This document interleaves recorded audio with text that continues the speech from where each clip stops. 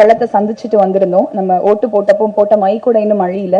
So சரியான சமயத்துல இந்த உயிர் தமிழுக்கு படத்தை ரிலீஸ் பண்றாங்க அப்படின்னு சொல்லணும். அண்ட் நம்ம எல்லாருக்கும் ரொம்பவே பிடித்தமான வித்யாசாகர் அவர்களுடைய இசை இந்த படத்துக்கு மேலும் ஒரு பலம். அண்ட் இந்த மண்ணை விட்டு மறைஞ்சாலும் நம்ம மனசை விட்டு என்னைக்குமே மறையாம இருக்கக்கூடிய பாடகர் எஸ்பிபி அவர்களோட கடைசி பாடல் இந்த படத்துலதான் பதிவாயிருக்கு. இந்த தருணத்துல அவரை நினைவு கூற கடமைப்பட்டிருக்கோம். அண்ட் இப்போ படத்தோட team, cast and crew and சிறப்பு விருந்தினர்களை மேடைக்கு அழைக்க வேண்டிய தருணம். முதலாவதாக உயிர் தமிழுக்கு படத்தின் தயாரிப்பாளரும் இயக்குனருமான ஆதம் பாவா அவர்களை அன்போடு மேடைக்கு அழைக்கிறேன். உயிர் தமிழுக்கு படத்தின் கதாநாயகன் அமீர் அவர்களை மேடைக்கு அழைக்கிறேன்.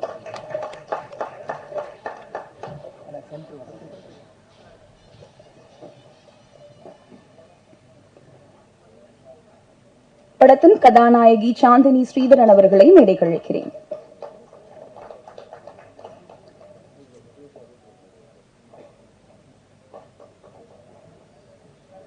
இயக்குனர் கரு பழனியப்பன் அவர்களை மேடைக்கு அழைக்கிறேன்.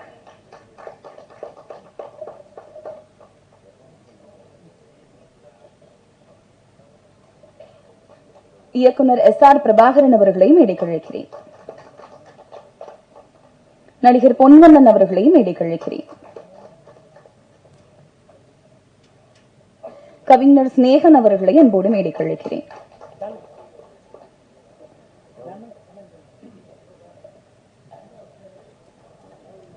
நடிகர் கஞ்சா கருப்பு அவர்களை மேடைக்கு அழைக்கிறேன். நடிகர் இமான் அண்ணாச்சி அவர்களை மேடைக்கு அழைக்கிறேன்.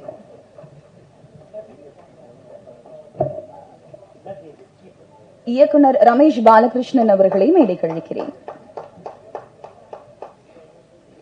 இயக்குனர் சரவண சக்தி அவர்களை மேடைக்கு அழைக்கிறேன்.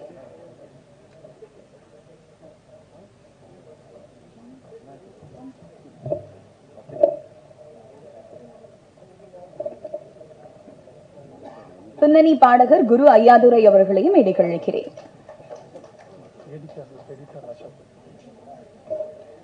எடிட்டர் அசோக் அவர்களை மேடைக்கு அழைக்கிறேன்.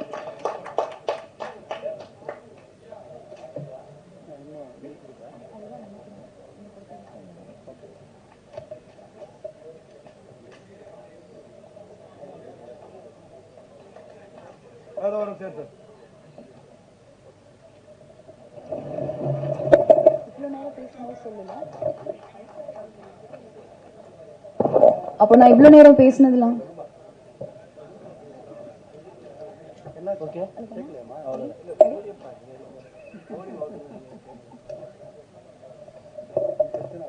முதலாவதாக பின்னணி பாடகர் குரு ஐயாதுரை அவர்களை பேச அழைக்கிறேன். நீங்க படத்துல பாடிக்கக்கூடிய ஒரு பாடலை இந்த மேடையில பாடணும் அப்படின்ட்டு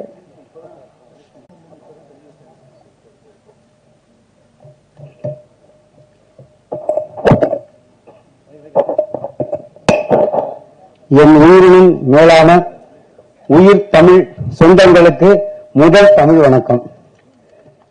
இந்த மேடையை இந்த நாளில் எனக்கும் வழங்கியமைக்கு என் அன்பிற்குரிய அனைத்து அண்ணன்மார்கள் எல்லோருக்கும் மீண்டும் ஒரு தமிழ் வணக்கம். முறையாக அதில் மேடையில் ஏறுறேன். கொஞ்சம் படபடப்பா இருக்கு. இந்த படம் உயிர் தமிழுக்கு அண்ணன் திருவாளர் ஆதம் பாவா அவர்கள் எழுதி இயக்கி தயாரித்திருக்கும் படம். என் அருமை அண்ணன் ராமநாடு தங்கம் அண்ணன் திருவாளர் அமீர் அண்ணன் அவர்கள்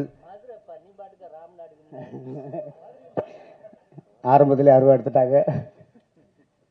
அண்ணே நன்றிண்ணே.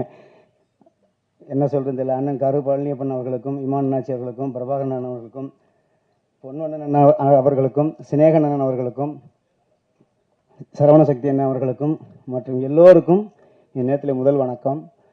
இந்த படத்துல சாயம் போகுது சனநாயகம், அடிச்சு கிழிக்குது பணநாயகம், ஓட்டு கேட்டு ஓடி வருவான் நம்பிடாதீங்க, காசை நீட்டி ஆசை காட்டுவான் வாங்கிடாதீங்க.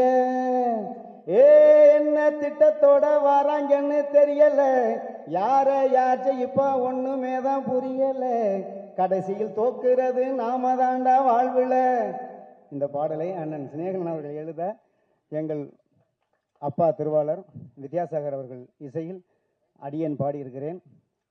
எனக்கு இந்த அற்புதமான இந்த வாய்ப்பை வழங்கியமைக்கு நமது திரைப்படக்குழு எல்லோர் சார்பாகவும் வித்யாசாகர் அவர்கள் சார்பாகவும் மனமார்ந்த நன்றி. ஒரு தாய் ஒரு குழந்தைக்கு எப்படி சோறூட்டி பாட்டு சொல்லி கொடுப்பாலோ அதே மாதிரி 2 மணி நேரம் ஸ்டுடியோவில் என்னைய நிற்க பாட வச்சு ஹார்மோனியத்தில் பாட்டு சொல்லி கொடுத்து, நீ நல்லா பாடுற, நீ ஒழுங்காக பாடுற வரைக்கும் விடிகிற வரைக்கும் உன்னை விட மாட்டேன், நீ பாடித்தான் போகணும் அப்படின்னு இந்த பாட்டை எனக்காக கொடுத்து இந்த வாய்ப்பை வழங்கிய வித்யாசாகர் அவர்களுக்கும் அண்ணன் பாடலை எழுதிய சிநேகன் அவர்களுக்கும் தயாரித்து படத்தை இயக்கிய ஆதம்பா அவர்களுக்கும் கதாநாயகன் அண்ணன் திருவாளர் அமீர் அவர்களுக்கும் இந்த நேரத்திலே இந்த தம்பியின் இதயபூர்வ நன்றியை உங்கள் பாதங்களில் சமர்ப்பணம் செய்கின்றேன். என் போன்ற புது வாய்ப்பை தேடி அலைந்து கொண்டிருக்கும் இளம் பாடகர்களுக்கு பல பேருக்கு வாய்ப்பு கொடுக்கணும், பெரிய வெற்றியை கொடுக்கணும். இந்த படம் மிகப்பெரிய மாபெரும் வெற்றி அடையணும்னு இறைவனை வேண்டிக்கிறேன். என் அன்னை தமிழ் அன்னையை வேண்டிக்கிறேன். நன்றி, வணக்கம். அடுத்தபடியாக உயிர் தமிழுக்கு படத்தின் எடிட்டர் அசோக் அவர்களை பேச அழைக்கிறேன்.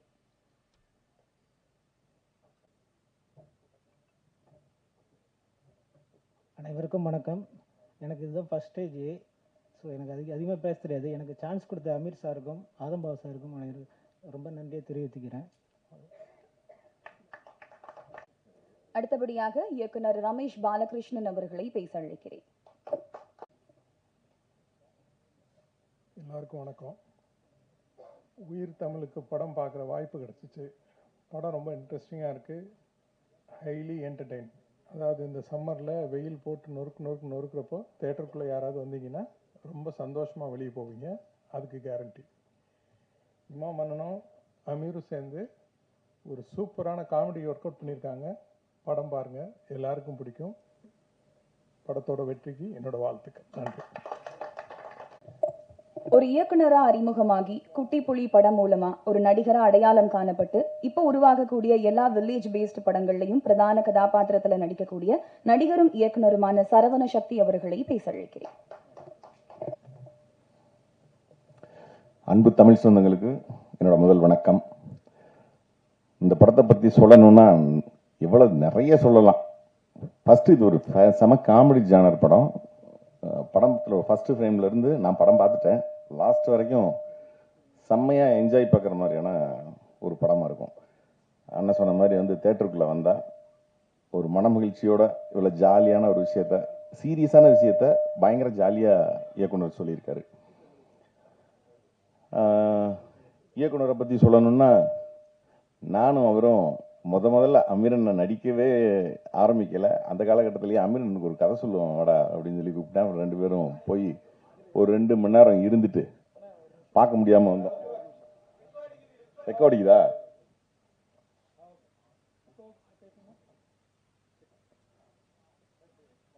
அப்படி அமீரனுக்கு ஒரு கதை சொல்லணும்னு சொன்னேன். அப்ப நான் இயக்குனராக இருந்தேன், ஆதம்பாவா இணை இயக்கமா இருந்தாரு.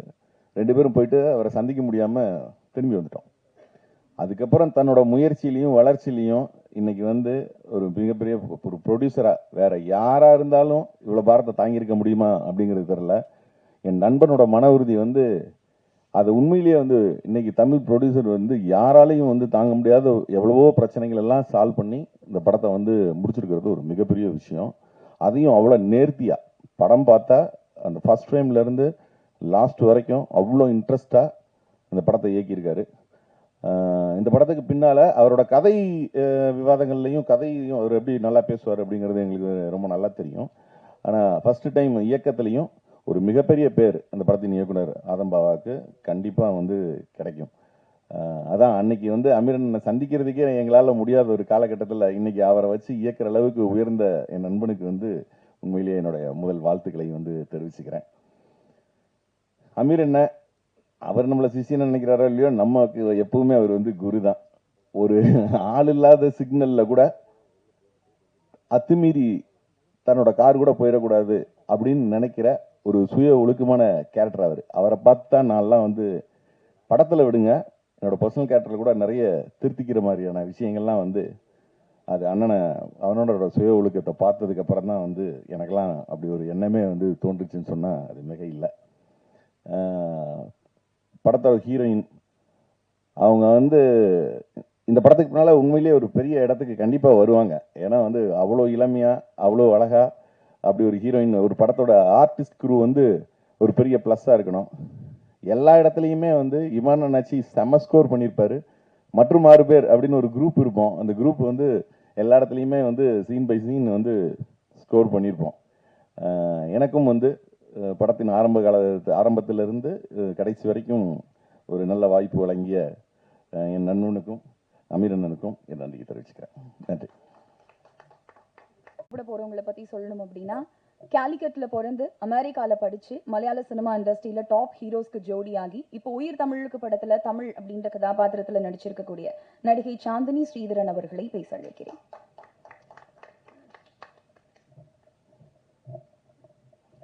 ஹாய், எல்லாருக்கும் என்னோட வணக்கம். தமிழ் தெரியும், அதனால் ஏதாவது தப்பாக சொன்னால் லைக் ப்ளீஸ் ஃபர்கிவ் மீ.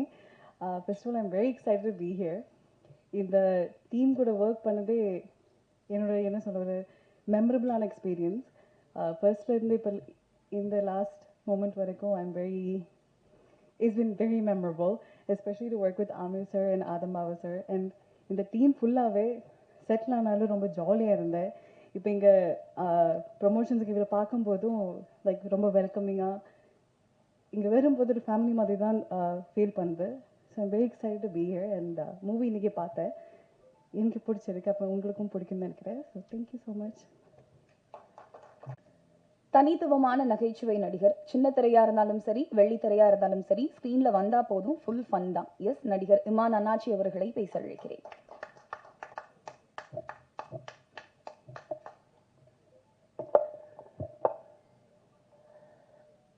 அனைவருக்கும் வணக்கம். உயிர் தமிழுக்கு ஒரு அற்புதமான ஒரு திரைப்படம். எல்லா படத்துலையும் எத்தனையா சொல்கிறேன், எதை மாற்றி சொல்ல மாட்டேன் அப்படின்னு சொல்லி நீங்கள் யோசிக்கிறது எனக்கு புரியுது. ஏன்னா அந்த படத்தை நடித்தது மட்டுமல்லாமல் அந்த படத்தை ஒரு நாளைக்கு முன்னாடி நாங்கள்லாம் உட்காந்து பார்த்தோம். அவ்வளவு அவ்வளவு அழகாக, அவ்வளவு ஒரு ஒரு ஒரு நகைச்சுவை கலந்த ஒரு காதல் கதை. அவ்வளவு அழகா ஆதம்பாவா அவர்கள் இந்த படத்தை மக்களுக்காக தயாரித்து வச்சுருக்காங்க. இதில் ஹீரோ வந்து இன்னைக்கு உலக மக்களால் மக்கள் போராளி அப்படின்ற ஒரு அற்புதமான பட்டத்தை நம்ம எல்லாரும் சேர்ந்து நம்ம அண்ணன் அமீர் அவர்களுக்கு கொடுத்துருக்கோம். அந்த பட்டத்திற்கு சரியான பொருத்தமான ஒரே ஆள் நம்ம அண்ணன் அமீர் அவர்கள் தான். அண்ணன் அவர்களோடு அது அமீர் அண்ணன் அப்படின்னோடனே படம் ஷூட்டிங் ஆரம்பிக்கும் போதுலேருந்தே ஆதம்பா அவர்கள் சொன்னாங்க, அண்ணே அமீர் அண்ணன் கூடவே வர்ற மாதிரியான ஒரு கேரக்டரு அப்படின்னா.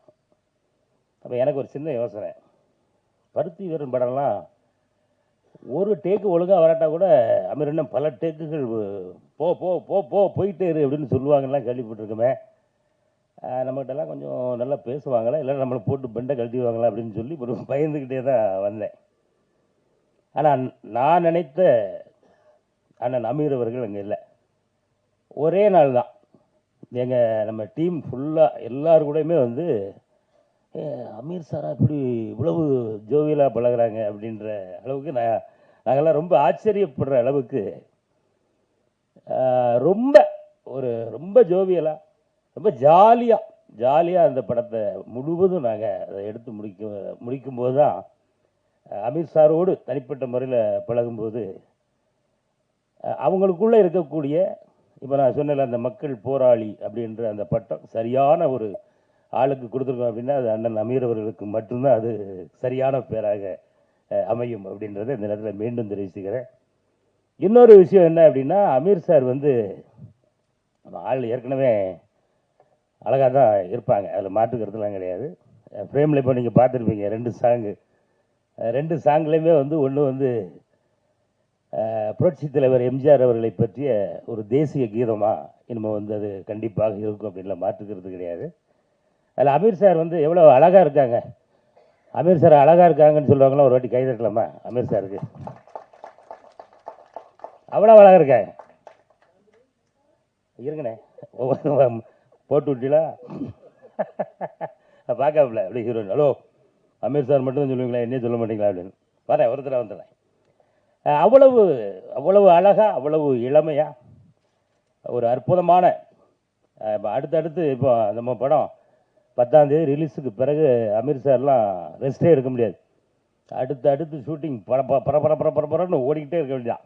ஏன்னா அப்படி ஒரு அற்புதமான நடிப்பை, ரொம்ப ஒரு யதார்த்தமான ஒரு நடிப்பை இந்த உயிர் தமிழுக்குள்ள அண்ணன் அமீர் அவர்கள் தந்திருக்காங்க. அவர்களுக்கு இந்த நேரத்தில் அற்புதமான நன்றி. இப்படி ஒரு அற்புதமான படத்தை தந்த அன்பு அண்ணன் ஆதம்பாவா அவர்களுக்கும் என்னுடைய அன்பான நன்றி. படம் முழுக்க அண்ணன் அமீர் அவர்களோடு ட்ராவல் பண்ணுற ஒரு காமெடியான ஒரு கேரக்டர். அது ரொம்ப நல்லா பண்ணியிருக்கோம் அப்படின்னு நாங்கள் நம்புகிறோம். 10ஆம் தேதி பார்த்துட்டு நீங்கள் தான் ரிசல்ட் சொல்லணும். மக்கள் வந்து இந்த படத்தை பெரிய அளவில் கொண்டு வரணும். பெரிய அளவில் நீங்கள் குடும்பமாக வந்து தேட்டரில் அந்த படத்தை பார்க்கணும் அப்படின்றத அன்போடு கேட்டுக்கிறேன். அடுத்து நம்ம ஹீரோயின் அவர்கள், ஆமாம், அவங்களுக்கு எங்கள் 2 பேருக்குள்ள ஒரு மோதிரம் மட்டும் பேலன்ஸ் இருக்கு இல்லையா? ஆமாம், 10ஆம் தேதி உங்களுக்கு கண்டிப்பாக தந்துடுறேன், சரியா? ஆமாம், எதுக்காக அப்படிங்கிறத நீங்கள் படம் பார்த்தோன்னே தெரிஞ்சுடுவீங்க. ஏன் அப்படின்னா, இந்த படம் முடிகிறதுக்குள்ளே நான் தமிழில் வந்து கரெக்டாக பேசிடுவேன் அப்படின்னு சொல்லி சொன்னாங்க. அப்படியே இப்போ ஆடியோ ரிலீஸ் நீங்கள் தமிழில் தான் பேசுகிறேன் அப்படின்னு கரெக்டாக பேசிட்டாப்ல. அதனால் அந்த மோதிரம் பேலன்ஸில் இருக்கிறது கண்டிப்பாக தந்துடுறேமா. அடுத்து வந்து நம்ம படத்தில் நிறைய நட்சத்திரங்கள், மறைந்த அண்ணன் மாரிமுத்து அவர்கள் இருக்காங்க, அண்ணன் ஆனந்தராஜ் அண்ணன் இருக்காங்க, அண்ணன் கஞ்சா கருப்பண்ணன் இருக்காங்க, நம்ம குட்டிப்புலி சரவணன் அவர்கள் இருக்காங்க. இன்னும் நிறைய பிரம்மாண்டமாக இந்த படத்தை நிறைய திரை நட்சத்திரங்கள் நாங்கள் ரொம்ப சிறப்பாக உங்களுக்காக ரெடி பண்ணி தந்திருக்கோம். இந்த படத்தை மிகப்பெரிய ஒரு வெற்றியடைய வைக்கணும் அப்படின்ற இந்த இடத்துல மீண்டும் உங்களை அன்போடு கேட்டு இந்த வாய்ப்புக்கு நன்றி கூறி விடைபெறுகிறேன். நன்றி, வணக்கம்.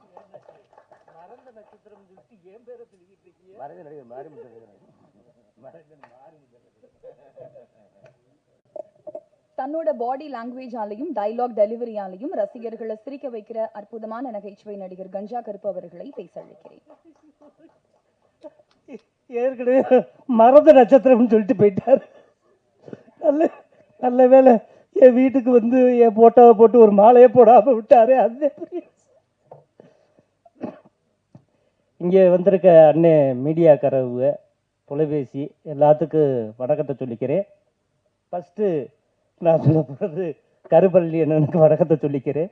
அதே மாதிரி எங்கள் இயக்குனர் அண்ணன் அமீர் அவர்களுக்கு வணக்கத்தை சொல்லிக்கிறேன். அதே மாதிரி பிரபாகர் அண்ணனுக்கு வணக்கத்தை சொல்லிக்கிறேன். இமான் அண்ணாச்சி அண்ணனுக்கு வணக்கத்தை சொல்லிக்கிறேன். ரமேஷ் அண்ணனுக்கு வணக்கத்தை சொல்லிக்கிறேன். அப்பா பாடகரா நீங்கள் பேரை ஊரை மாற்றி சொல்லிவிட்டி, அதே கோபத்தில் பேசினே என்னை மன்னிச்சுக்கிறீங்கப்பா, அதையும் வணக்கத்தை சொல்லிக்கிறேன்.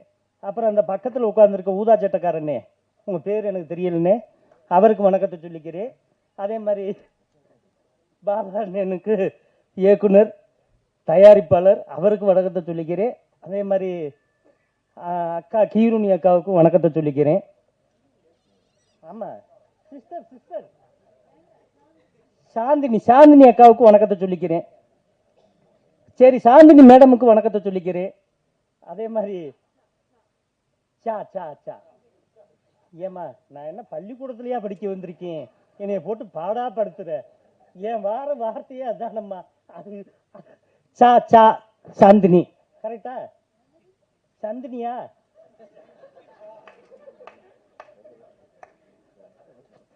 சரி, ஏதோ ஒன்று. சாந்தினி மேடமுக்கு வணக்கத்தை சொல்லிக்கிறேன். வாரதை வச்சுக்கிறேங்கம்மா, ஏன் விட்டுறாதீங்க. அதே மாதிரி பொண்ணு எனக்கு வணக்கத்தை சொல்லிக்கிறேன். அதே மாதிரி நம்ம கவிஞர் ஐயா சினேன் ஐயாவுக்கு வணக்கத்தை சொல்லிக்கிறேன். என்னைக்கு கட்டிப்பிடி வைத்திய மாதிரி அவர் ரொம்ப பாசமாக இருக்கார், இளமையாகவே இருக்கார், அதுக்கு வணக்கத்தை சொல்லிக்கிறேன். அதே மாதிரி பங்காளி சத்யசரவணன் அவர்களுக்கு வணக்கத்தை சொல்லிக்கிறேன். உயிர் தமிழுக்கு இப்போ பார்த்தா இந்த ஃபோட்டோவில் புரட்சி தலைவர் எம்ஜிஆர் ஐயா, அதே மாதிரி புரட்சி தலைவி அம்மா அவர்கள். ஏன்னா நாங்கள் அப்படித்தான் சொல்லணும், பேரை சொல்லக்கூடாது, ஜெயலலிதா அம்மான்னு சொல்லக்கூடாது. நாங்கள் கட்சியில் இருக்கிறதுனால அதை யூஸ் பண்ண மாட்டோம். புரட்சி தலைவி அம்மா அவர்கள்தே நாங்கள் சொல்லுவோம். அதே மாதிரி ஐயா முன்னாள் முதல்வர் கலைஞர் ஐயாவுக்கு வணக்கத்தை சொல்லிக்கிறேன். அதே மாதிரி அண்ணன் கேப்டன் அவர்களுக்கு வணக்கத்தை சொல்லிக்கிறேன். இந்த படத்தில் வந்து எங்களுடைய ரோல் சின்ன ரோலாக இருந்தாலும் அமீரன் படத்தில் வந்து என்னை எப்படி யூஸ் பண்ணுவாருன்னு எனக்கு தெரியும். ஒவ்வொரு கேரக்டரும் செதுக்கி வைப்பார், அதே மாதிரி அடித்து என்கிட்ட வந்து வேலை வாங்குவார். அப்படிப்பட்ட இது இந்த நேரத்தில் அவருக்கு ஒரு டைட்டில் நான் கொடுக்கணும். ஏன்னா எனக்கு வாழ வந்தான்னு பேர் வச்சு வாழ்ந்துக்கடான்னு வழியை காட்டினார். அதே மாதிரி இந்த இடத்துல புரட்சி வேந்தன் அண்ணன் அமீர் அவர்கள் வணக்கம்.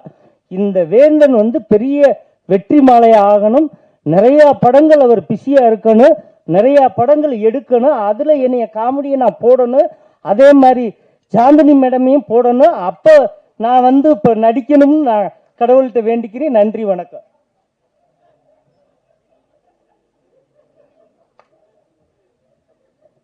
அடுத்தபடியாக சுந்தரவேலன் காதல் போன்ற படங்களின் இயக்குனர் SR பிரபாகரன் அவர்களை பேச அழைக்கிறேன்.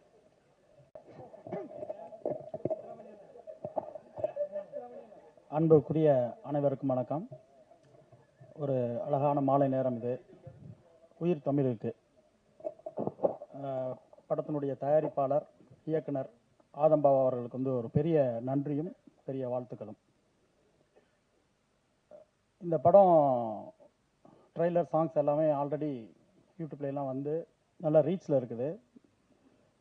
சாங்ஸும் சரி ட்ரெய்லரும் சரி ஒரு பக்கா பிஎன்சி படமாக எல்லாருக்கும் பிடிச்ச ஆல் சென்டர் படமாக இருக்கும்னு நான் நம்புகிறேன். இந்த படத்தினுடைய இந்த ஈவெண்ட் இன்னைக்கு நடக்குது. அமீர் சார் முக்கியமாக, நான் சில நேரங்களில் அண்ணன்வேன், சில நேரத்தில் சார்ன்னு சொல்லுவேன். அமீர் சார் எப்படின்னா எனக்கு ஃபஸ்ட் அண்ணன், அதுக்கப்புறம் மானசீக குருநாதர், அப்புறம் குருநாதருடைய குருநாதர். ஏதாவது நம்ம லைஃப்பில் வந்து ஒரு கஷ்டமான சூழலையோ ரொம்ப இக்கட்டான ஒரு சூழலையோ நம்ம யார்கிட்டயே போய் வந்து ஒரு துணைக்கு வாங்க, என் பிரச்சனைக்கு வந்து கூட நில்லுங்க அப்படின்னு நம்ம கூப்பிடணும் அப்படின்னா என் மைண்டில் ஃபஸ்ட்டு வர்றது அமீர் சார் தான். அப்படி பல தருணங்களில் போய் நான் நின்றுருக்கேன். வெளியில் தெரியாத நிறைய பிரச்சனைகள் எனக்கு இருந்துச்சு. அப்போலாம் போய் நான் கேட்பேன், உடனே வருவார். அதாவது அந்த பிரச்சனைக்கு என் கூட வர்றாரு அப்படின்னா எந்த ஒரு எதிர்பார்ப்பும் இல்லாத, எந்த ஒரு நிபந்தனையும் இல்லாத ஒரு அன்பு மட்டும்தான் அவர்கிட்ட. அந்த அமீர் சாருடைய படைப்புகளுக்கும் அவரோட அன்பிற்கும் நான் அடிமை. அதே மாதிரி என்னுடைய ஒவ்வொரு படத்தினுடைய ட்ரெய்லர், இசை வெளியீடு, இந்த மாதிரி நிகழ்ச்சியெல்லாம் வந்து திடீர்னு முத நாள், நாளைக்கு ஃபங்க்ஷன் அப்படின்னா முத நாள் போய் நிற்பேன். என்ன பிரபு அப்படின்னாரு, சார் இந்த மாதிரி படம் நாளைக்கு ஒரு ஆடியோ லான்ச்சு சார், நீங்கள் வரணும், மறுநாள் முக்கியமான வேலை இருக்கும், நாளைக்கு ஃபங்க்ஷன் இன்றைக்கி வந்து கூப்பிட்றீங்க அப்படின்னாரு ஃபஸ்ட்டு. அப்புறம் ஒரு 10 நிமிஷம் பேசுவார். பேசிவிட்டு சரி மதுரைக்கு போக வேண்டியிருந்துச்சு, இல்லை வேறு ஏதோ ஒரு ஃபங்க்ஷன் இருக்கும், நான் கேன்சல் பண்ணுறேன் வரேன், மறுநாள் வந்துடுவார். அப்படி ஒரு அன்பு. இந்த இப்போ உயிர் தமிழுக்கு இந்த சூழலில் வந்து இந்த ஃபங்க்ஷன் நடக்க போகுதுன்னு தெரியும் போது நான் மனசுக்குள்ள என்ன நினச்சேன்னா, சார் வந்து என்னை கூப்பிட்றாரோ இல்லையோ இந்த ஃபங்க்ஷனுக்கு நான் போயிடணும் அப்படின்னு மட்டும் என் மனசுக்கு தோணுச்சு. யதார்த்தமான இது சார் கால் பண்ணாங்க. ஆனால் பிரபு எங்கே இருக்கீங்க அப்படின்னாங்க. சார் சென்னையில் தான் சார் இருக்கேன், நாளைக்கு வந்து உயிர் தமிழுக்கு ஃபங்க்ஷன் இருக்கு, வந்துடுங்க சார். சார் கூப்பிடவே இல்லை, அவர் முடிக்க முன்னாடி நான் சொல்லிட்டேன். ஏன்னா அது எங்களோட கடமை, என்னோட கடமை. இந்த சூழலில் உயிர் தமிழுக்கு அவருக்கு வருது. இந்த மாதிரி சூழலில் அவர் அருகில் இருக்கணும்னு என் மனசு சொல்லிக்கிட்டே இருந்துச்சு. சில இடங்களில் சொல்லிட்டு இருந்தாங்க, அவர் கூட நிறைய பேர் இல்லை, நிறைய பேர் போயிட்டாங்க அப்படி இப்படின்னு. அதெல்லாம் யாரும் எங்கேயும் போகல. நாங்கள் அவர் கூட இருந்த எல்லாரும் அவர் கூட தான் இருக்கோம். இப்போ இருப்போம், எப்போ இருப்போம். அதில் எந்த விதமான மாற்று கருத்தும் எங்களுக்கு இல்லை. அது எனக்கு இந்த மேடையில் சொல்லணும்னு தோணுச்சு. ஃபஸ்ட்டு எனக்கு வந்து இந்த ட்ரெய்லர் சாங்ஸ்லாம் பார்க்கும்போது இது வந்து அமீர் சாருக்கு வந்து ஒரு செகண்ட் ரவுண்டு கம்பேக்காக ஒரு செகண்ட் ரவுண்டு ஆரம்பிக்குதுன்னு எனக்கு தோணுது. நான் ரொம்ப ஜட்ஜ்மெண்ட்லாம் பண்ணக்கூடிய ஆள் கிடையாது. ஒரு சின்ன எனக்கு தெரிஞ்ச ஒரு சின்ன நாலேஜில் சொல்கிறேன். மௌனம் பேசியதில் ஆரம்பித்த அவருடைய முதல் பயணம், ஒரு மௌனத்தை பேச வச்சார். ராமில் ஒரு அம்மா பையனுடைய பாசம், அது ஒரு கிரைமுக்குள்ளே ஒரு 3 விதமான ஆங்கிளில் அந்த ஸ்கிரிப்ட் ஒரு அந்த நாள் மாதிரி ஒரு புது பேட்டர்ன் அது. அதுக்கப்புறம் யாருமே பண்ணல அந்த நாளுக்கு அப்புறம்லாம். அதை தாண்டி பருத்தி வீரன் பல தேசிய விருதுகளை வாங்கி தமிழ் சினிமாவின் மறக்க முடியாத படம் அது. இன்னும் 100 வருடம் ஆனாலும் சிறந்த தமிழ் படைப்புகள் அப்படின்னு சொல்லி ஒரு 100 படம் எடுத்தா அதுல பருத்தி வீரன் முக்கியமான இடத்துல இருக்கும். அந்த பருத்தி வீரன் கொடுத்த படைப்பாளி. அதுக்கு பின்னாடி சில காரணங்கள், சிலருக்கு பதில் சொல்ல வேண்டிய சூழல்கள். அதனால அதாவது சிற்பியாக இருந்து உளியை கையில் எடுத்து சிலை செதுக்க வேண்டிய எங்கள் அண்ணன் சில கோபங்களில் அவரே தன்னை செதுக்க திரும்பிட்டாங்கன்னு நான் நினைக்கிறேன். அது இங்கே இப்போ வீண் போகலை. அதுவும் வட சென்னை மாதிரி ஒரு கிளாசிக்கல் மூவியில் ராஜன் அப்படின்ற ஒரு பெரிய கதாபாத்திரம் இன்னைக்கு இருக்க தமிழ் ரசிகர் எல்லா மனசுலையும் போய் அப்படி போய் உட்காந்துட்டார். அதுக்கு பிறகு இந்த பயணங்கள் தொடர்ந்து இப்போ சில விஷயங்கள் எல்லாருக்குமே தெரியும். இங்கே இப்போ முடிஞ்சிருக்கு ஒரு ரவுண்டு. இப்போ இப்போ சமீபத்தில் குரு பயிற்சி நடந்திருக்கு. நிறைய நண்பர்கள் உறவினர்கள்லாம் எனக்கு ஃபோன் பண்ணி சொல்லுவாங்க, குரு பயிற்சி நடந்துருச்சு, இனிமேல் நல்லாயிருக்கும், சூப்பராக இருக்கும் உனக்கு அப்படின்னு சொல்லுவாங்க. எனக்கு ஜாதகங்கள் மேலே பெரிய நம்பிக்கை இல்லை. இருந்தாலும் பாசிட்டிவாக ஒருத்தர் சொல்லும்போது அதை ஏற்றுக்கிறோமே அப்படின்னு அதை ஏற்றுக்கிட்டேன். அது சந்தோஷமாக இருக்குது. அந்த மாதிரி அமீர் சாருக்கு இப்போ தான் ஒரு நல்ல டைம் திரும்ப செகண்ட் ரவுண்டில் ஸ்டார்ட் ஆகிருக்குன்னு எனக்கு தோணுது. ஏன்னா எவ்வளோ விஷயங்களை கடந்து எவ்வளோ பெரிய உயரமான வெற்றிகளையும் விருதுகளையும் பார்த்துட்டாரு, தோல்விகளையும் பார்த்துருக்காங்க. எல்லாத்தையுமே எல்லா மனிதர்களையும் எல்லா சூழல்களையும் எல்லா சூழ்ச்சிகளையும் சந்திச்சுட்டு வந்திருக்காரு. ஸோ ஒரு மனிதருடைய எல்லா முகங்களையும் பார்த்துட்டு வந்திருக்காருன்னு நான் நினைக்கிறேன். அதுக்கு பிறகு செகண்ட் ரவுண்ட் ஆரம்பிக்குது. நான் சொல்கிற இந்த குரு பயிற்சி இந்த ராசிலாம் அமீர் சார் ஏற்றுக்குவாங்களான்னு தெரில. ஏன்னா அமீர் சார் இஸ்லாம் மதத்தை பின்பற்றக்கூடியவர், நான் இந்து மதத்தை பின்பற்றக்கூடிய நபர். ஆனாலும் எனக்கு அவர் அண்ணன், நான் தம்பி தான். அதில் எங்களுக்கு எந்த குழப்பமும் எப்பவும் கிடையாது. என்னுடைய நாட்டார் தெய்வங்களை பற்றி அமீர் சார் எப்பவும் எந்த சிறு குறைகளும் சொன்னது கிடையாது, எந்த விமர்சனம் வச்சது கிடையாது. அண்ணனுடைய இஸ்லாம் மதத்தையோ நபிகள் பற்றியோ நாங்கள் எந்த விமர்சனம் வச்சது கிடையாது, எந்த குறையும் சொன்னது கிடையாது. இது இங்கே மட்டும் இல்லை. இப்போ எங்கள் மதுரை பகுதியில் பார்த்தீங்கன்னா நிறைய இஸ்லாம் மத உறவினர்கள்லாம் இருப்பாங்க. நாங்கள் மாமா மச்சான் தான் பேசிக்கிடுவோம். எங்கள் பகுதிகளில் உறவு முறையில் தான் பேசிக்கிடுவோம். என்ன மாமா, எனக்கு வயது மூத்தவராக இருந்தால் நான் மாமானுவேன், என்னுடைய வயது இளையவராக தான் மாப்பிள்ளைன்னு சொல்லுவேன். அவங்க இப்போ எனக்கு நான் ஏஜில் கூடனா என்னை மாமானுவாங்க. அப்படி உறவு முறையில் தான் பல வருஷமாக, இன்னைக்கு நேற்று கிடையாது, ஒரே ஒன்றாகி தான் நாங்கள் வாழ்ந்துக்கிட்டு இருக்கோம் அந்த பகுதியில். அந்த பக்கம் வந்தால் உங்களுக்கு நிச்சயமாக தெரியும். நான் ஒரு மேடைக்காக இதை நான் பேசலை. அப்படி தான் அமீர் சாருடைய அன்பும் அந்த அண்ணன் நாங்கள் உரிமையாக சொல்லக்கூடிய அந்த விஷயமும். ஸோ இந்த செகண்ட் ரவுண்டில் எனக்கு மனசுக்கு பட்டது என்னென்னா, ஒரு பிஎன்சி ஹீரோவா, பிஎன்சி படமாக, பக்கா பிஎன்சி படமாக இந்த உயிர் தமிழுக்கு வந்திருக்கு. எப்படி கிளாசிக்கல் மூவியில் ஒரு ஏ சென்டரில் ஸ்ட்ராங்காக ராஜன் நின்னாரோ அந்த மாதிரி இந்த எம்ஜிஆர் பாண்டியும் ரொம்ப அழுத்தமான ஒரு ரீச் கொடுக்கும் அப்படின்னு நான் நம்புகிறேன். இதுக்கு பிறகு பிஎன்சியில் நிறைய பிஎன்சி படங்கள் அமீர் சாருக்கு வரும்னு எனக்கு பெரிய நம்பிக்கை இருக்குது. வந்தால் அமீர் சார் தவிர்க்காமல் அதை ஏற்றுக்கணும். ஏன்னா இப்போ பிஎன்சி ஹீரோக்கள்லாம் கொஞ்சம் நிறையா இல்லைன்னு நினைக்கிறேன். எல்லாருமே ஷூ டைலாம் மாட்டிட்டு பேன் இண்டியா மூவிக்கு நோக்கி திரும்பிக்கிட்டு இருக்காங்க. ஸோ நம்ம மண் சார்ந்து, நம்ம களம் சார்ந்து, நம்ம கலாச்சாரம் சார்ந்து திரைப்படங்கள் கொஞ்சம் குறைஞ்சிக்கிட்டு இருக்க மாதிரி எனக்கு ஒரு ஃபீல் இருக்குது. ஆனால் பிஎன்சி ரொம்ப ஸ்ட்ராங்கான ரசிகர் கூட்டமுள்ள ஒரு ஏரியா. அந்த இடம் உங்களுக்காக காத்திருக்கு நான் நினைக்கிறேன். நிச்சயமாக அதில் ஒரு ராஜசிம்மாசனம் மாதிரி ஒரு இடம் இருக்குது. நீங்கள் அதில் அமர்ந்து ஒரு பெரிய வெற்றியை திரும்ப செகண்ட் ரவுண்டில் ஆரம்பிக்கணும். அதுக்கு இந்த உயிர் தமிழ் முதல் படியை திறந்து வச்சிருக்கு நான் நம்புகிறேன். இந்த படத்தினுடைய ஹீரோயின் சாந்தினியாக இருக்கட்டும், ஆதம்பாவாக இருக்கட்டும், டைரக்டர், அவருக்கு எல்லாருக்குமே பெரிய வாழ்த்துக்கள். இமான் அண்ணாச்சி நடிச்சிருக்காரு, கஞ்சாகர் பண்ண சினேகன் இருக்கார். அவருடைய வரிகள்லாம் கேட்கும்போது ரொம்ப ரொம்ப ஈஸியாக நம்மக்கிட்ட சேரும். அதை நான் சொல்லணுன்ற அவசியம் இல்லை. சக்தி சரவணன் இருக்கார். எல்லாருமே மக்களுக்கு பிடித்த, ரொம்ப எல்லாருக்கும் ரசித்த நடிகர்களாக இருக்காங்க. நிச்சயமாக இந்த படம் எல்லாருக்கும் பிடிக்கும். இந்த உயிர் தமிழுக்கு, அதாவது எனக்கு நான் படம் என்னுடைய சுந்தரபாண்டியன் இயக்கி ஒரு 10 வருடத்துக்கு மேலே ஆயிடுச்சு. இந்த முதல் படம் அப்போ ஏதாவது சோதனைகள் வரும்போதெல்லாம் நான் பாரதியாருடைய தேடி சூரநிதம் தின்று பல சின்னஞ்சிறு கதைகள் பேசி அந்த கவிதையை தான் முழுமையாக அடிக்கடி சொல்லி தைரியப்படுத்திக்கிடுவேன். ஆனால் எங்கள் அண்ணனுக்கு அமீர் சாருக்கு வந்து பிரச்சனை வரும்போதுனா அவர் என்ன பண்ணிடுவாருன்னா, எனக்கு தெரிஞ்சது அச்சமில்லை அச்சமில்லை அச்சம் என்பதில்லையடா அப்படின்ட்டு ஒரு ஸ்டார்ட்டில் அண்ணன் கிளம்பிடுறாங்க.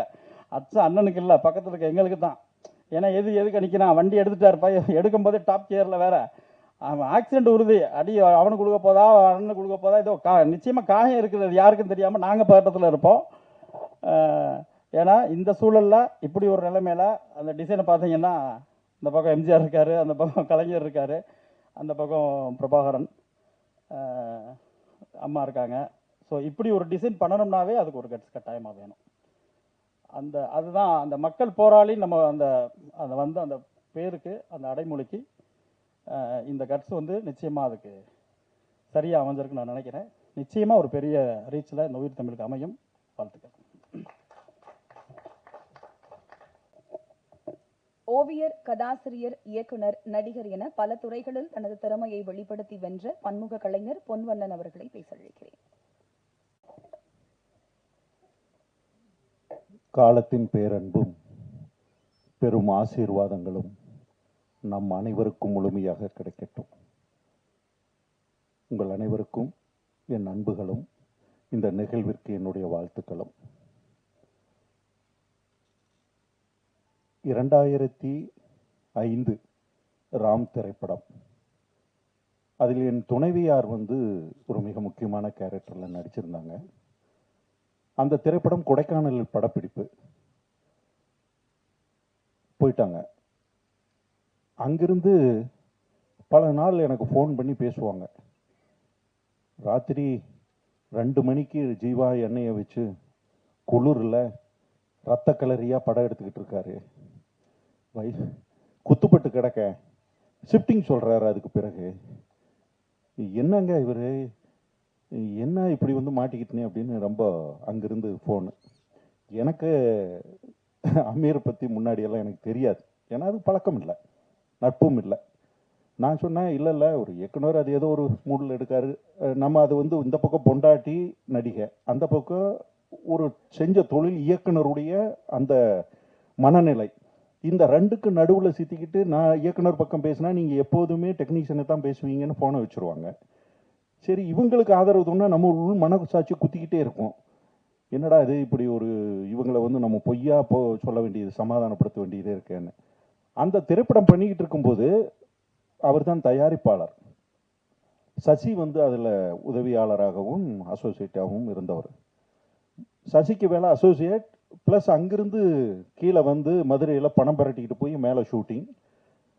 ஒரு நாள் திடீர்னு ஷூட் இல்லை அப்படின்னா கொடைக்கானலில் பணமும் இல்லாமல் என்ன பண்ணுவாங்கன்னா ஷூட்டிங் கேன்சல் பண்ணிவிட்டு அங்கே இருப்பாங்க.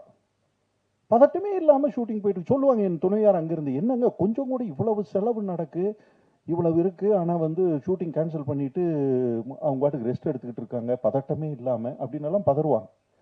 இப்படி தான் எனக்கு அமீர் அவர்களை பற்றி தெரியும். அந்த திரைப்படம் வந்தபோது ஒரு படைப்பாளியாகவும் என்னால் அமீர் அவர்களை உணர முடிந்தது. அதனுடைய தொடர்ச்சியாக சேலத்தில் அவர் ஒரு விருது வாங்கிறதுக்கு ராம் திரைப்படத்துக்காக சேலத்துக்கு வந்திருக்காரு. நானும் அந்த கலையரவில் ஒரு ஸ்பீச் கொடுக்கறதுக்காக அங்கே போயிருக்கேன். 2 பேரும் அங்கே தங்கும்போது சமுத்திரக்கனி அமீர் அவர்கள் அங்கே வந்திருந்தாங்க. அங்கே தான் எங்களுடைய சந்திப்பு நடந்தது. அப்போ சொன்னார், நான் பருத்திவீரன் திரைப்படம் பண்ணுறேன். நான் அப்போ கொஞ்சம் முடியெல்லாம் நீளமாக வளர்த்தி இருந்தேன். அதை பார்த்துட்டு இந்த ஒரு கேரக்டருக்கு நீங்கள் பண்ணுறீங்களான்னு என்ன கேட்டார். எனக்கு படீர்னு ஞாபகம் வந்தது என் துணைவியாருடைய சம்பவங்கள். ஆகா, ஏற்கனவே ஒரு குடும்பத்தையே வச்சு செய்கிறதுன்னு முடிவு பண்ணிட்டார் போல் இருக்கு அப்படின்னு நினச்சிக்கிட்டு இருந்தேன். அதுக்கு பிறகு அந்த திரைப்படத்தில் நான் உள்ளே போய் பங்களிப்பு செஞ்சேன். அந்த பங்களிப்பு எனக்குள்ள அவருக்கும் எனக்கும் ஒரு நட்பாக மாறியது. நடிகன் இயக்குனர் என்பதை தாண்டி ஒரு நட்பாக மாறியது. அந்த திரைப்படத்திலும் பல பிரச்சனைகள். ஃபர்ஸ்ட் ஷெட்யூல் போயிட்டு வந்தோம். அப்புறம் ஒரு சைப்ரஸ் ராம் திரைப்படத்துக்கு சைப்ரஸ் கார்த்தி அவரும் போய் விருதெல்லாம் கலந்துட்டு வந்தாங்க. பார்த்தா செகண்ட் ஷெட்யூல் நகர்ற மாதிரியே தெரியல. முடியெல்லாம் வளர்ந்து சாமியார் லெவலுக்கு பெருசாக போயிடுச்சு எங்களுக்கு. அப்போ என்ன அப்படின்னு விசாரிச்சா திரைப்படத்தில் அவர் வந்து தயாரிப்பாளராக, அடுத்த ஷெட்யூல் தயாரிப்பாளராக களமிறங்குறாரு. அதே படத்தை டேக் ஆஃப் ஆகுது. போனால் மறுபடியும் அதே தான், 4 நாள் ஷூட், ஒரு நாள் ரெஸ்ட் இருக்கும். வஞ்சகமே இல்லாமல் திரைப்படத்தை எடுத்துக்கிட்டு இருக்கிற ஒரு இயக்குனர். கஷ்டங்கள் இருக்குது, போராட்டங்கள் இருக்குது. ஆனால் அவருடைய பாதையை விட்டு விலகினதா எனக்கு தெரியல.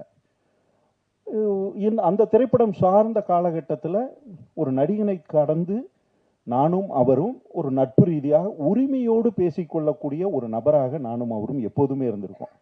நான் உரிமையோட பேசுவேன், அந்த உரிமையை அவர் நட்பாக எடுத்துக்கொள்வார். இதுதான் எங்களுக்குள்ள இருந்தது.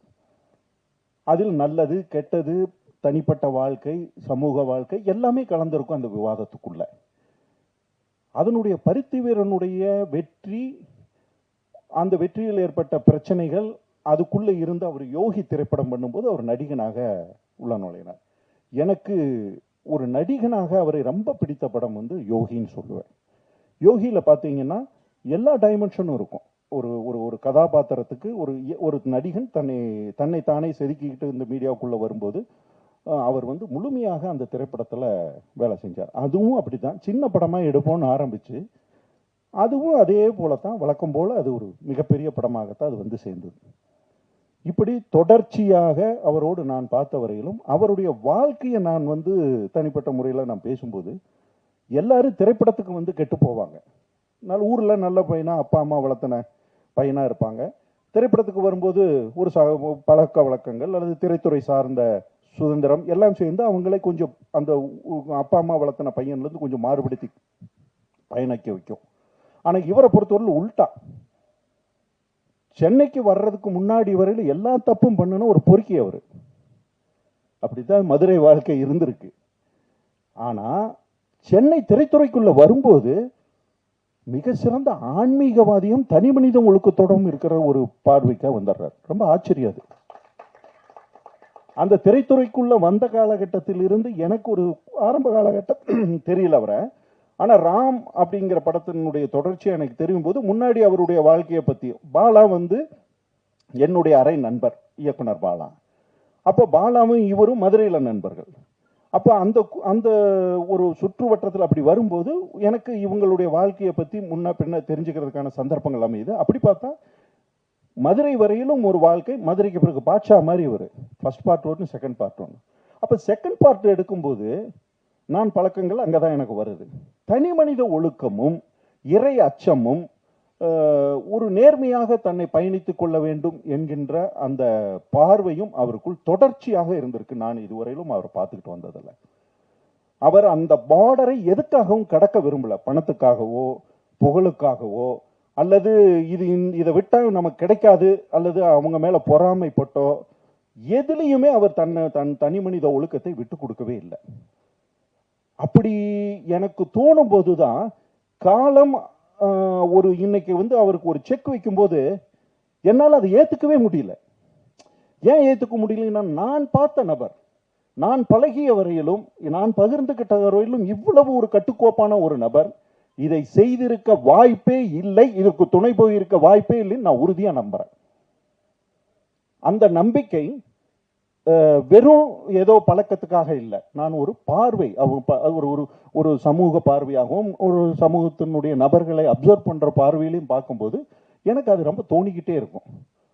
அப்போ இந்த சம்பவங்கள் நடக்கும்போது அல்லது இந்த சம்பவத்தினுடைய மையப்புள்ளியாக சில விவாதங்கள் வரும்போது அவருடைய அலுவலகத்தில் நான் போய் நோன்பு கஞ்சி குடிச்சிட்டு அவங்களோட உட்கார்ந்து அதே போல முன்னாடி எப்படி இருப்போமோ யதார்த்த லைஃப்ல அதே போல சிரிச்சு காமெடி பேசி கும்மாளமா இருந்துட்டு தான் வர்றோம். அந்த லைஃப் தான் தொடர்ந்தது. பதட்டம் இல்லை. ஒரு இவ்வளவு பெரிய பிரச்சனை எல்லாம் இல்லது, இவ்வளவு ஒரு பெரிய அட்டாக், நம்ம எதிர்பாராம ஒரு பெரிய அட்டாக் வந்து நம்மளை தாக்கும் போது நம்மளாம் நிலைகுலைந்து போயிடுவேன். நானெல்லாம் இருந்தால் செதஞ்சிருவேன். உண்மையை சொல்ல போனால் என்னையெல்லாம் 10 பேர் ஆறுதல் இலவுடு மாதிரி எதையாச்சும் சொன்னா தான் நான் தாங்குவேன்னு நினைக்கிறேன்.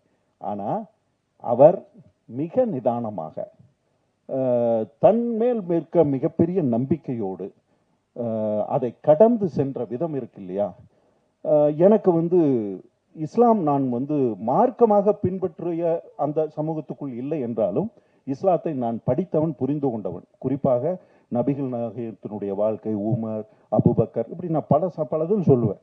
பக்ரு போர்னு ஒரு போர் வந்து இஸ்லாத்துல மிக முக்கியமான அந்த காலகட்டத்தில் மிகப்பெரிய போர். அது அங்க வந்து நபிகள் நாயகம் வந்து அந்த போரை அணுகிய விதமும் அந்த கால சூழ்நிலையில் நபிகள் நாயகத்தினுடைய மனநிலையும் எனக்கு இந்த சந்தர்ப்பத்தில் இருக்கும்போது அதெல்லாம் நான் உதாரணங்களா அப்படி ஒப்பிட்டு பார்க்குற அளவுக்கு எனக்கு சந்தர்ப்பங்கள் அமைஞ்சது இங்க பார்க்கும்போது.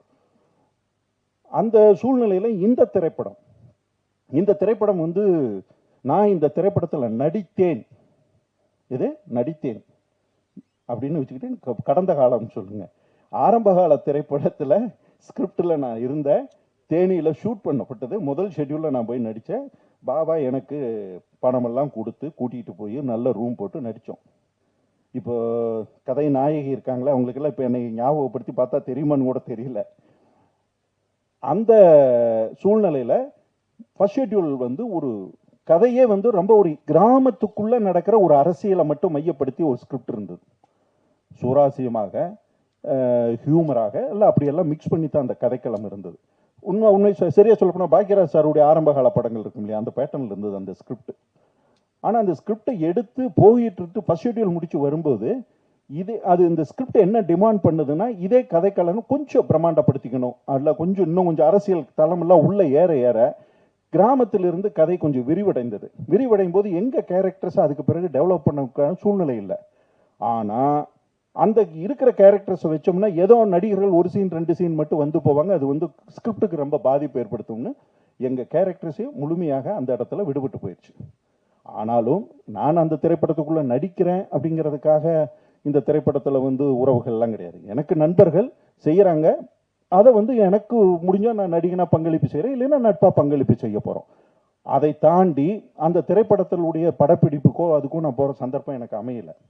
ஆனா இந்த படத்தை முழுமையாக முடித்து நான் பார்க்கும்போது ஆதம் பாவா இதுல மிகப்பெரிய ஒரு போராளியா இருக்காப்ல. ஏன்னா ஆரம்பிக்கும் போது ஒரு சின்ன பட்ஜெட் படம் நினைச்சு உள்ள நுழைஞ்சிருக்கலாம். ஆனா அதுக்கு பிறகு இந்த படத்தை 3-4 கட்டங்களாக அது அந்த அந்த கதையை வந்து விவரிச்சு வேற ஒரு தளத்துக்கு போகும்போது எல்லா ஃப்ரேம்லையுமே பெரிய தயாரிப்பாளராக இருந்தால் மட்டும்தான் அவ்வளவு செலவு செய்ய முடியும். எல்லா கூட்டம், காரு, ஆட்கள், அது வந்து அவ்வளவு சீக்கிரம் வந்து நம்மளால ஏற்று செலவு செய்ய முடியாது. ஆனா பாவா ஒரு தயாரிப்பாளராகவும் இயக்குனராகவும் இருந்து இந்த ஸ்கிரிப்டை சரியா இப்படிதான் பண்ணணும், பார்த்துருவோம் அப்படின்னு மிகப்பெரிய போராட்டத்துக்கு இடையில் இந்த படத்தை முழுமை செய்திருக்கிறார்கள். இந்த திரைப்படத்தில் பங்கேற்ற அனைவருக்கும் என்னுடைய அன்புகளும் வாழ்த்துக்களும். காலம் மறுபடியும் இவர்களுக்கு தனது பேரன்பையும் பெரும் ஆசீர்வாதத்தையும் வழங்க வேண்டும். இது வந்து வெற்றியை நோக்கி முழுமையாக பயணித்து அவர்களுக்கு தொடர்ந்து கலைத்துறையில் அடுத்தடுத்த நிலைக்கு செல்கின்ற வாய்ப்புகளை வழங்க வேண்டும் என்று ஆசைப்பட்டு விடைபெறுகிறேன். நன்றி, வணக்கம். ஆணும் பெண்ணும் பழகிக்கிட்டா காதல் ஆகுமா, அது ஆயுள் முழுதும் தொடர்ந்தாலும் நட்பு மாறுமா என்று நட்பின் புனிதத்தை மிக அழகாக தனது வரிகளில் செதுக்கிய கவிஞர் சிநேகன் அவர்களை பேச அழைக்கிறேன். எல்லாருக்கும் வணக்கம். இந்த படத்துக்குள்ள நான் படம் முடிந்த பிறகுதான் அந்த படத்துக்குள்ள நான் வந்தேன். அந்த படத்துடைய கதை நாயகன் என்னுடைய ஆஸ்தான இயக்குனர் அமீர் அவர்கள் வந்து இந்த படத்தை ஒரு ப்ரொமோஷன் சாங் மாதிரி பண்ணணும்னு சில காட்சிகள் போட்டு காமிச்சார். அதை பார்த்தும்போதே எனக்கு தோணுச்சு, மீண்டும் ஒரு அமைதி படம் மாதிரி ஒரு படம் அமைஞ்சிருக்கு அப்படிங்கிற ஒரு இருந்துச்சு. ஏன்னா அரசியல் நக்கல்ங்கிறது ரொம்ப ரசிக்கக்கூடியதாக இருக்கும். எனக்கு தெரிஞ்சு நான் கடந்து வந்ததில் வந்து அமைதிப்படைக்கு அப்புறம் அவ்வளோ நக்கல் அல்லது கிண்டல் கேலிகள் பெரும் கருத்தை கூட நகைச்சுவையாக கொடுக்கக்கூடிய ஒரு கதைக்களம் இது வரைக்கும் அமையலன்னு நினைக்கிறேன். ஆனால் அந்த குறையை வந்து நிச்சயமாக உயிர் தமிழுக்கு சரி செய்யுங்கிற நம்பிக்கை எனக்கு இருக்குது. எனக்கு சில காட்சிகள் பார்க்கும்போது அதுக்கப்புறம் தான் அந்த பாட்டு எழுத ஆரம்பித்தோம். ஓட்டு கேட்டு வருவாங்கன்னு சொல்லிட்டு அந்த பாட்டை கேட்டோம். எனக்கு முன்னாடி பேசின எஸ்ஆர் பிரபாகரன் சொன்னது மாதிரி இங்கே அவர் இயக்குனர் நடிகர் அப்படிங்கிறதை மாரி இந்த மேடைக்கு வந்திருக்கிறவர்கள் எல்லாமே இயக்குனர் அமீரோடைய நண்பர்களாக தான் வந்திருக்கோம். நாங்கள் என்னென்னு கேட்டிங்கன்னா, அவர் ஒரு படைப்பாளிங்கிறது நாங்கள் சொல்லி நிரூபணமாக வேண்டிய அவசியம் இல்லை. ஏன்னா அவர் அந்த படைப்பு களத்தில் அவர் நிரூபிச்சிருக்கிறார். அது அதிகப்படியான படைப்புகள் இருக்க இல்லையோ, ஆனால் ஆளுமையான படைப்புகளை தமிழ் சினிமாவில் அசைக்க முடியாமல் கொடுத்துருக்கிறாரு. அதனால் வேண்டி இங்கே வந்தது எல்லாமே நட்பு. அவர் அந்த நட்பு அதை வந்து ரொம்ப ஸ்ட்ராங்காக இப்போ செய்வார். அதே மாதிரி இன்னொன்று நான் நிறைய நண்பர்கிட்ட சொல்லிட்டு இருப்பேன், எப்போ பார்த்தாலும் அமீர் சார் ரொம்ப சீரியஸாகவே இருக்காரு. நக்கல் பிடிச்ச மனுஷங்க அந்த ஆள்கிட்ட பக்கத்தில் உட்காந்தா சிரிச்சுக்கிட்டே இருக்கும், வயிறு வலிச்சிருங்க, கேட்க மாட்டாங்க. இந்த 2 பாட்டு பார்த்தாலே உங்களுக்கு தெரிஞ்சிருக்கும்னு நினைக்கிறேன். அப்போ தான் எனக்கு மறுபடியும் சத்யராஜ் சொன்ன ஞாபகம் தான் வந்துச்சு. சத்யராஜ் சார் சொன்ன அந்த டயலாக்கை மறுபடியும் மாற்றி சொல்லணும் போல தோணுச்சு.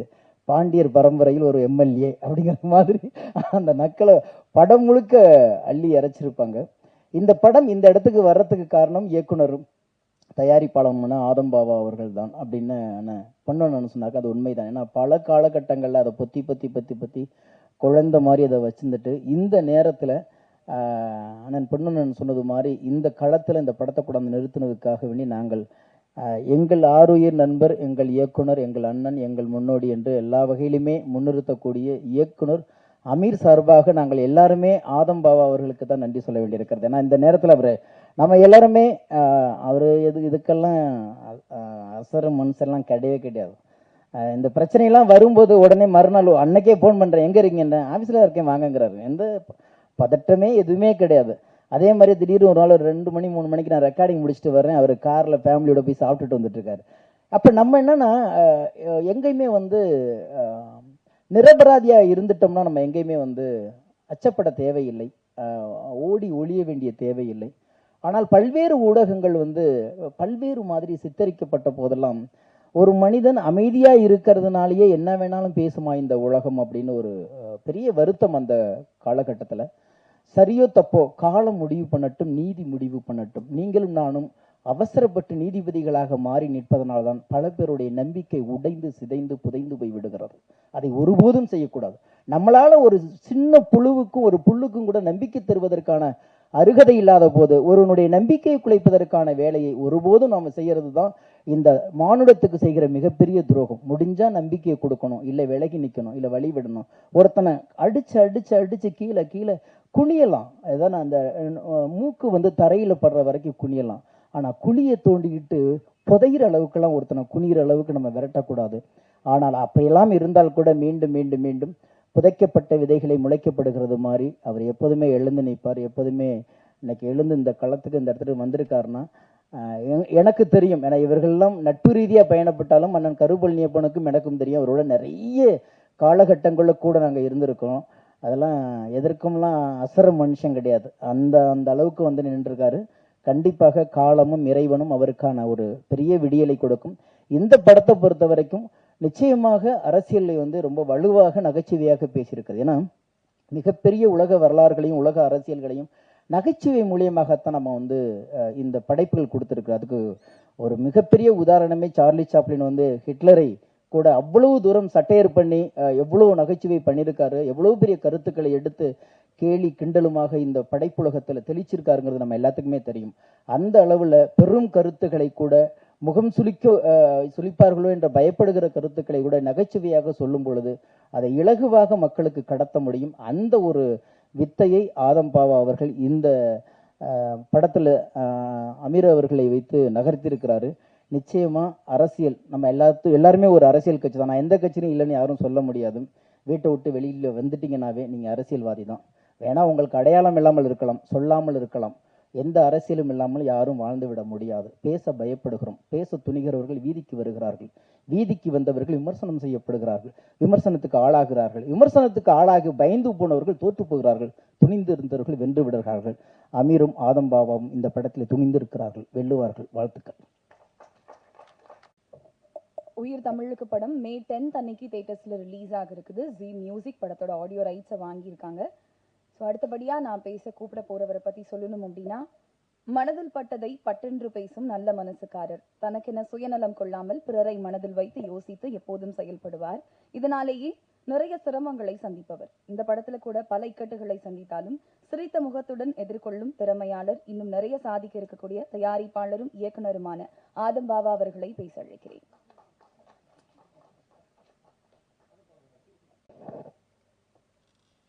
அரங்கத்தில் இருக்கும் அனைவருக்கும் ஏக இறைவன் புறத்திலிருந்து சாந்தியும் சமாதானமும் உண்டாகட்டும். காலம் பொன் போன்றது. முதல்ல ஒரு 45 நிமிஷம் அந்த விழாவை தாமதமாக ஆரம்பிச்சதுக்கு உங்கள்கிட்ட நான் மன்னிப்பு கேட்டுக்கிறேன். நான் ரெண்டாவதா என்னை இந்த உயிர் தமிழுக்கு திரைப்படத்திற்கு இயக்குனராக்கி அழகு பார்த்த எனது குரு அமீர் சாருக்கு, மக்கள் போராளி அமீர் சாருக்கு நன்றி. நான் ஏன் அவரை குருன்னு சொல்றேன்னா, நான் அவருடைய எந்த திரைப்படத்திலையும் உதவியாளராக நான் வந்து வேலை செய்யலை. அவரோட படத்துக்கு நான் இயக்குனர். ஆனா நான் ஏன் அவரை குருன்னு சொல்றேன்னா, அதுக்கு ஒரு குட்டி பிளாஸ்பேக் இருக்கு. ஒரு குட்டி பிளாஸ்பேக் இருக்கு. கொஞ்சம் டைம் எடுத்துக்கிறேன், மன்னிக்கணும். என்னன்னா, ஒரு இயக்குனரை எனக்கு இது அரங்கேற்றம். இவங்கெல்லாம் பல அரங்கேற்றங்களை பார்த்தவங்க இந்த மேடையில் இருக்கிற எல்லா பேருமே. எனக்கு இது அரங்கேற்றம். அவரோட மௌனம் பேசியதே திரைப்படத்தோட ஆடியோ லான்ச் தான் எனக்கு சினிமாவில் ஃபர்ஸ்ட் என்ட்ரி. நான் முதல்ல பார்த்த ஒரு இசை வெளியீட்டு விழா வந்து தேவி தியேட்டரில் மௌனம் பேசியதோட இசை விழா. அப்பதான் நம்ம சினிமாவுக்கு வரணுன்ற ஒரு முழுமையான நம்பிக்கை சினிமா நமக்கு இருந்தது. ஊரில் இருக்கும்போதே நமக்கு சினிமா கனவுகள் இருந்தது. அவரை பார்த்து தான் நான் வந்தேன் சினிமாவுக்கு. ஏன் அந்த நம்பிக்கை, ஊரை விட்டு நம்ம கிளம்பி சினிமான்னு வரணுன்ற நம்பிக்கை ஏன் வந்ததுன்னா, உங்களுக்கு எல்லாருக்கும் தெரியாது, இந்த அரங்கத்திலேயே வந்து அதிகமாக அவரை பற்றி தெரிஞ்சது நானாக இருக்கணும். எப்படின்னா, எனக்கு விவரம் தெரிஞ்சு ஒரு 40 வருஷமா அவர் எனக்கு தெரியும், விவரம் தெரிஞ்சு. ஏன்னா மதுரையில் என் வீட்டுக்கு எதிர்த்து வீட்டுக்காரர் அவர், என் சொந்தக்காரரு, என் வீட்டுக்கு எதிர்த்து வீட்டுக்காரரு. அவரை பற்றி எனக்கு அவ்வளவும் தெரியும், நிறைய தெரியும் அவரை பற்றி எனக்கு. அப்போ இனிமேல் சினிமா தான் அப்படின்னு அந்த நம்பிக்கையை விதைச்சது எனக்கு வந்து இந்த மௌனம் பேசியது ஆடியோ லான்ச்.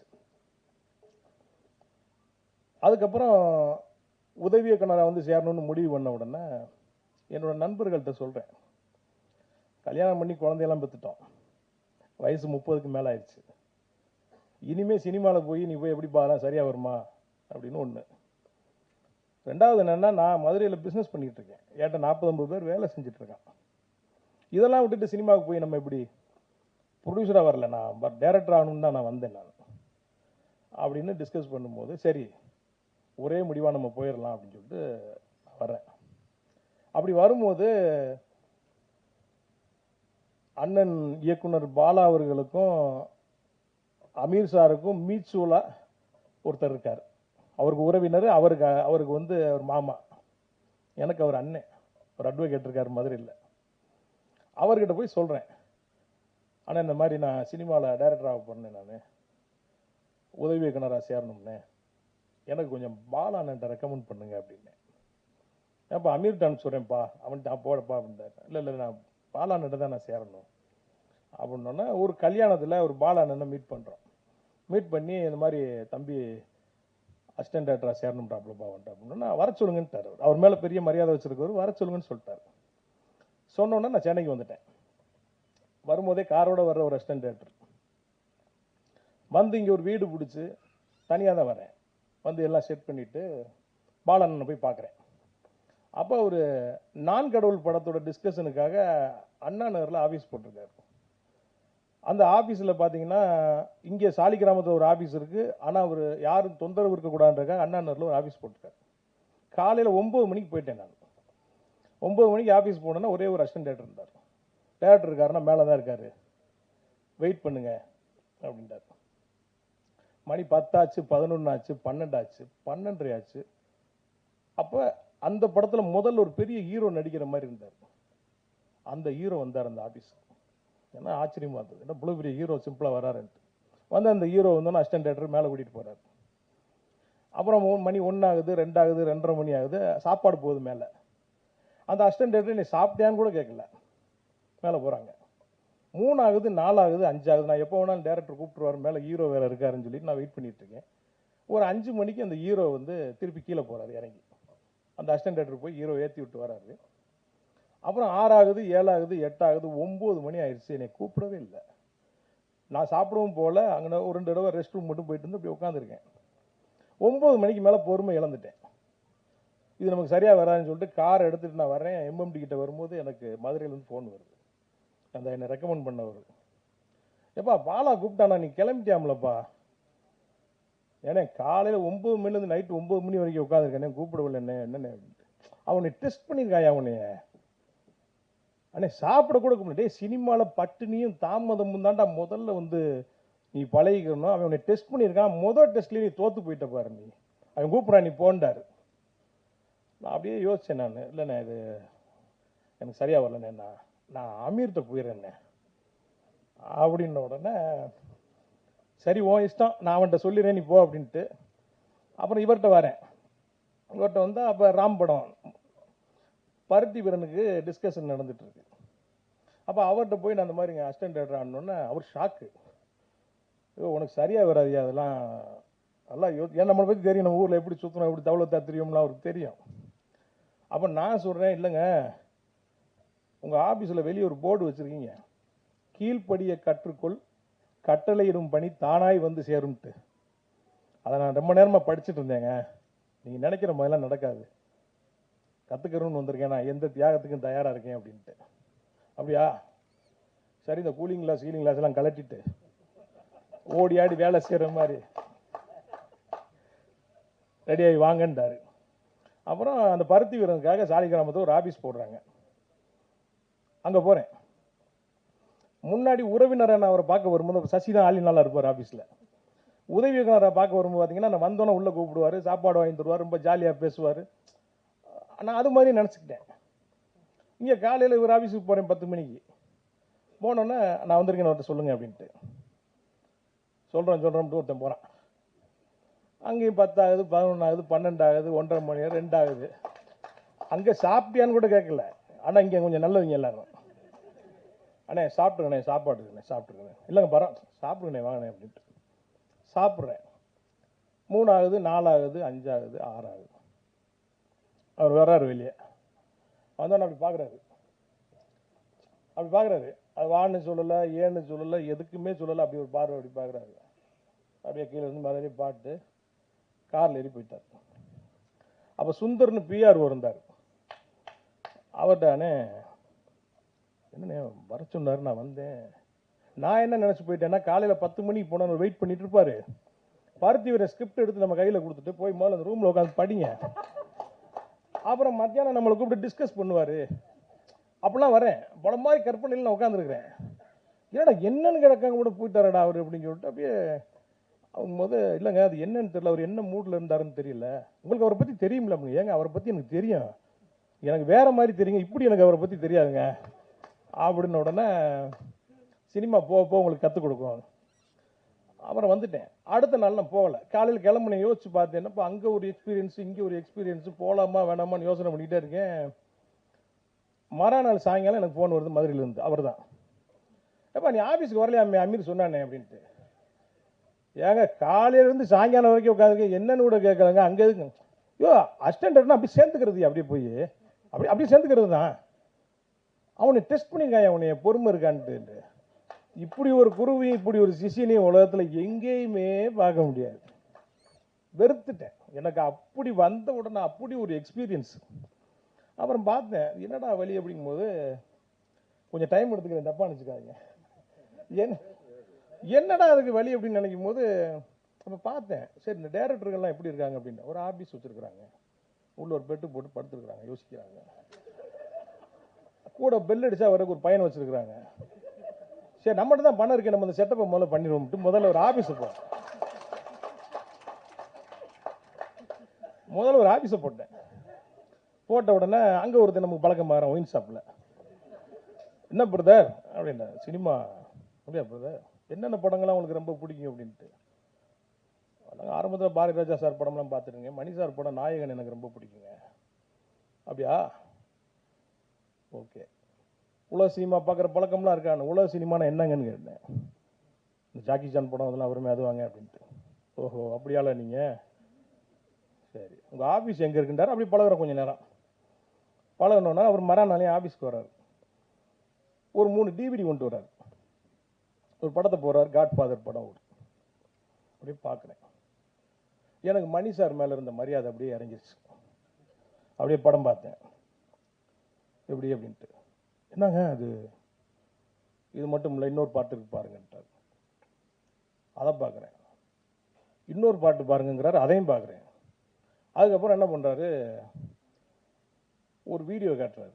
அதில் அந்த படத்தோட ஆஸ்கார் அவார்டு விழா நடக்குது. அந்த படத்துடைய ரைட்டர் பார்த்தீங்கன்னா 2 ஆஸ்கார் அவார்டை கையில் வாங்கிட்டு அந்த டேரக்டர் திட்டுறாரு, நான் எழுதின கதையில் அவன் 10% கூட படம் எடுக்கலன்ட்டு.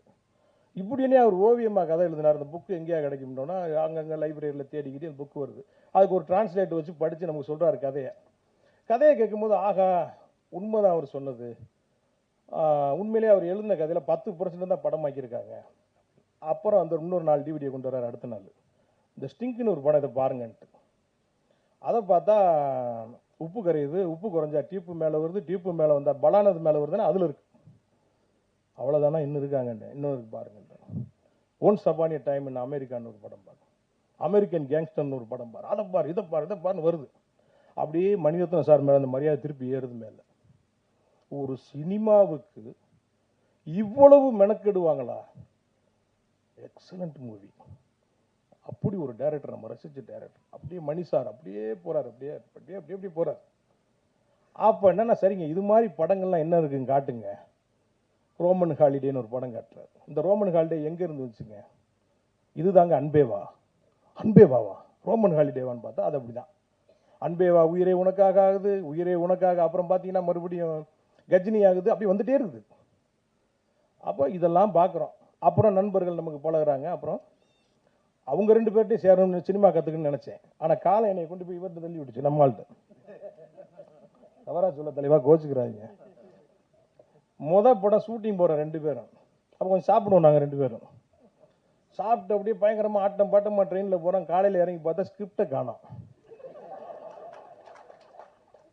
இப்போ மாதிரி பார்த்தீங்கன்னா போனுன்னு இந்த வசதியெல்லாம் இல்லை. ஒரு 2 காப்பி, ஒன்று கையில் வச்சுருக்கோம், ஒன்று ஆஃபீஸில் இருக்குது. ப்ரொடியூசரோட சொந்த ஊரில் ஷூட்டிங். சீன் பேப்பர் இல்லாமல் எங்கிட்ட ஷூட்டிங் எடுக்கிறது காலையில். அப்புறம் அங்கே போன் அடிச்சு, இங்கே போன் அடிச்சு, டிடிக்கு அடிச்சு, அவனுக்கு அடிச்சு, இவனுக்கு அடிச்சு, எவனுக்கு அடிச்சும் ஸ்கிரிப்ட் கிடைக்கல. அப்புறம் உட்காந்து ஒரு சீனை எழுதி எடுத்துக்கிட்டு இருக்கோம். அப்புறம் வர்றாங்க, சினிமாவில் என்னெல்லாம் செய்யக்கூடாதுங்கிறத. ஏன்னா அவருக்கு ஹீரோ கிடைக்கல. இவன் தான்ப்பா நமக்கு ரஜினி, இவன் தான்ப்பா நமக்கு கமல்னு எடுக்கிறாரு படம். ஹீரோ கிடைக்கல அவருக்கு.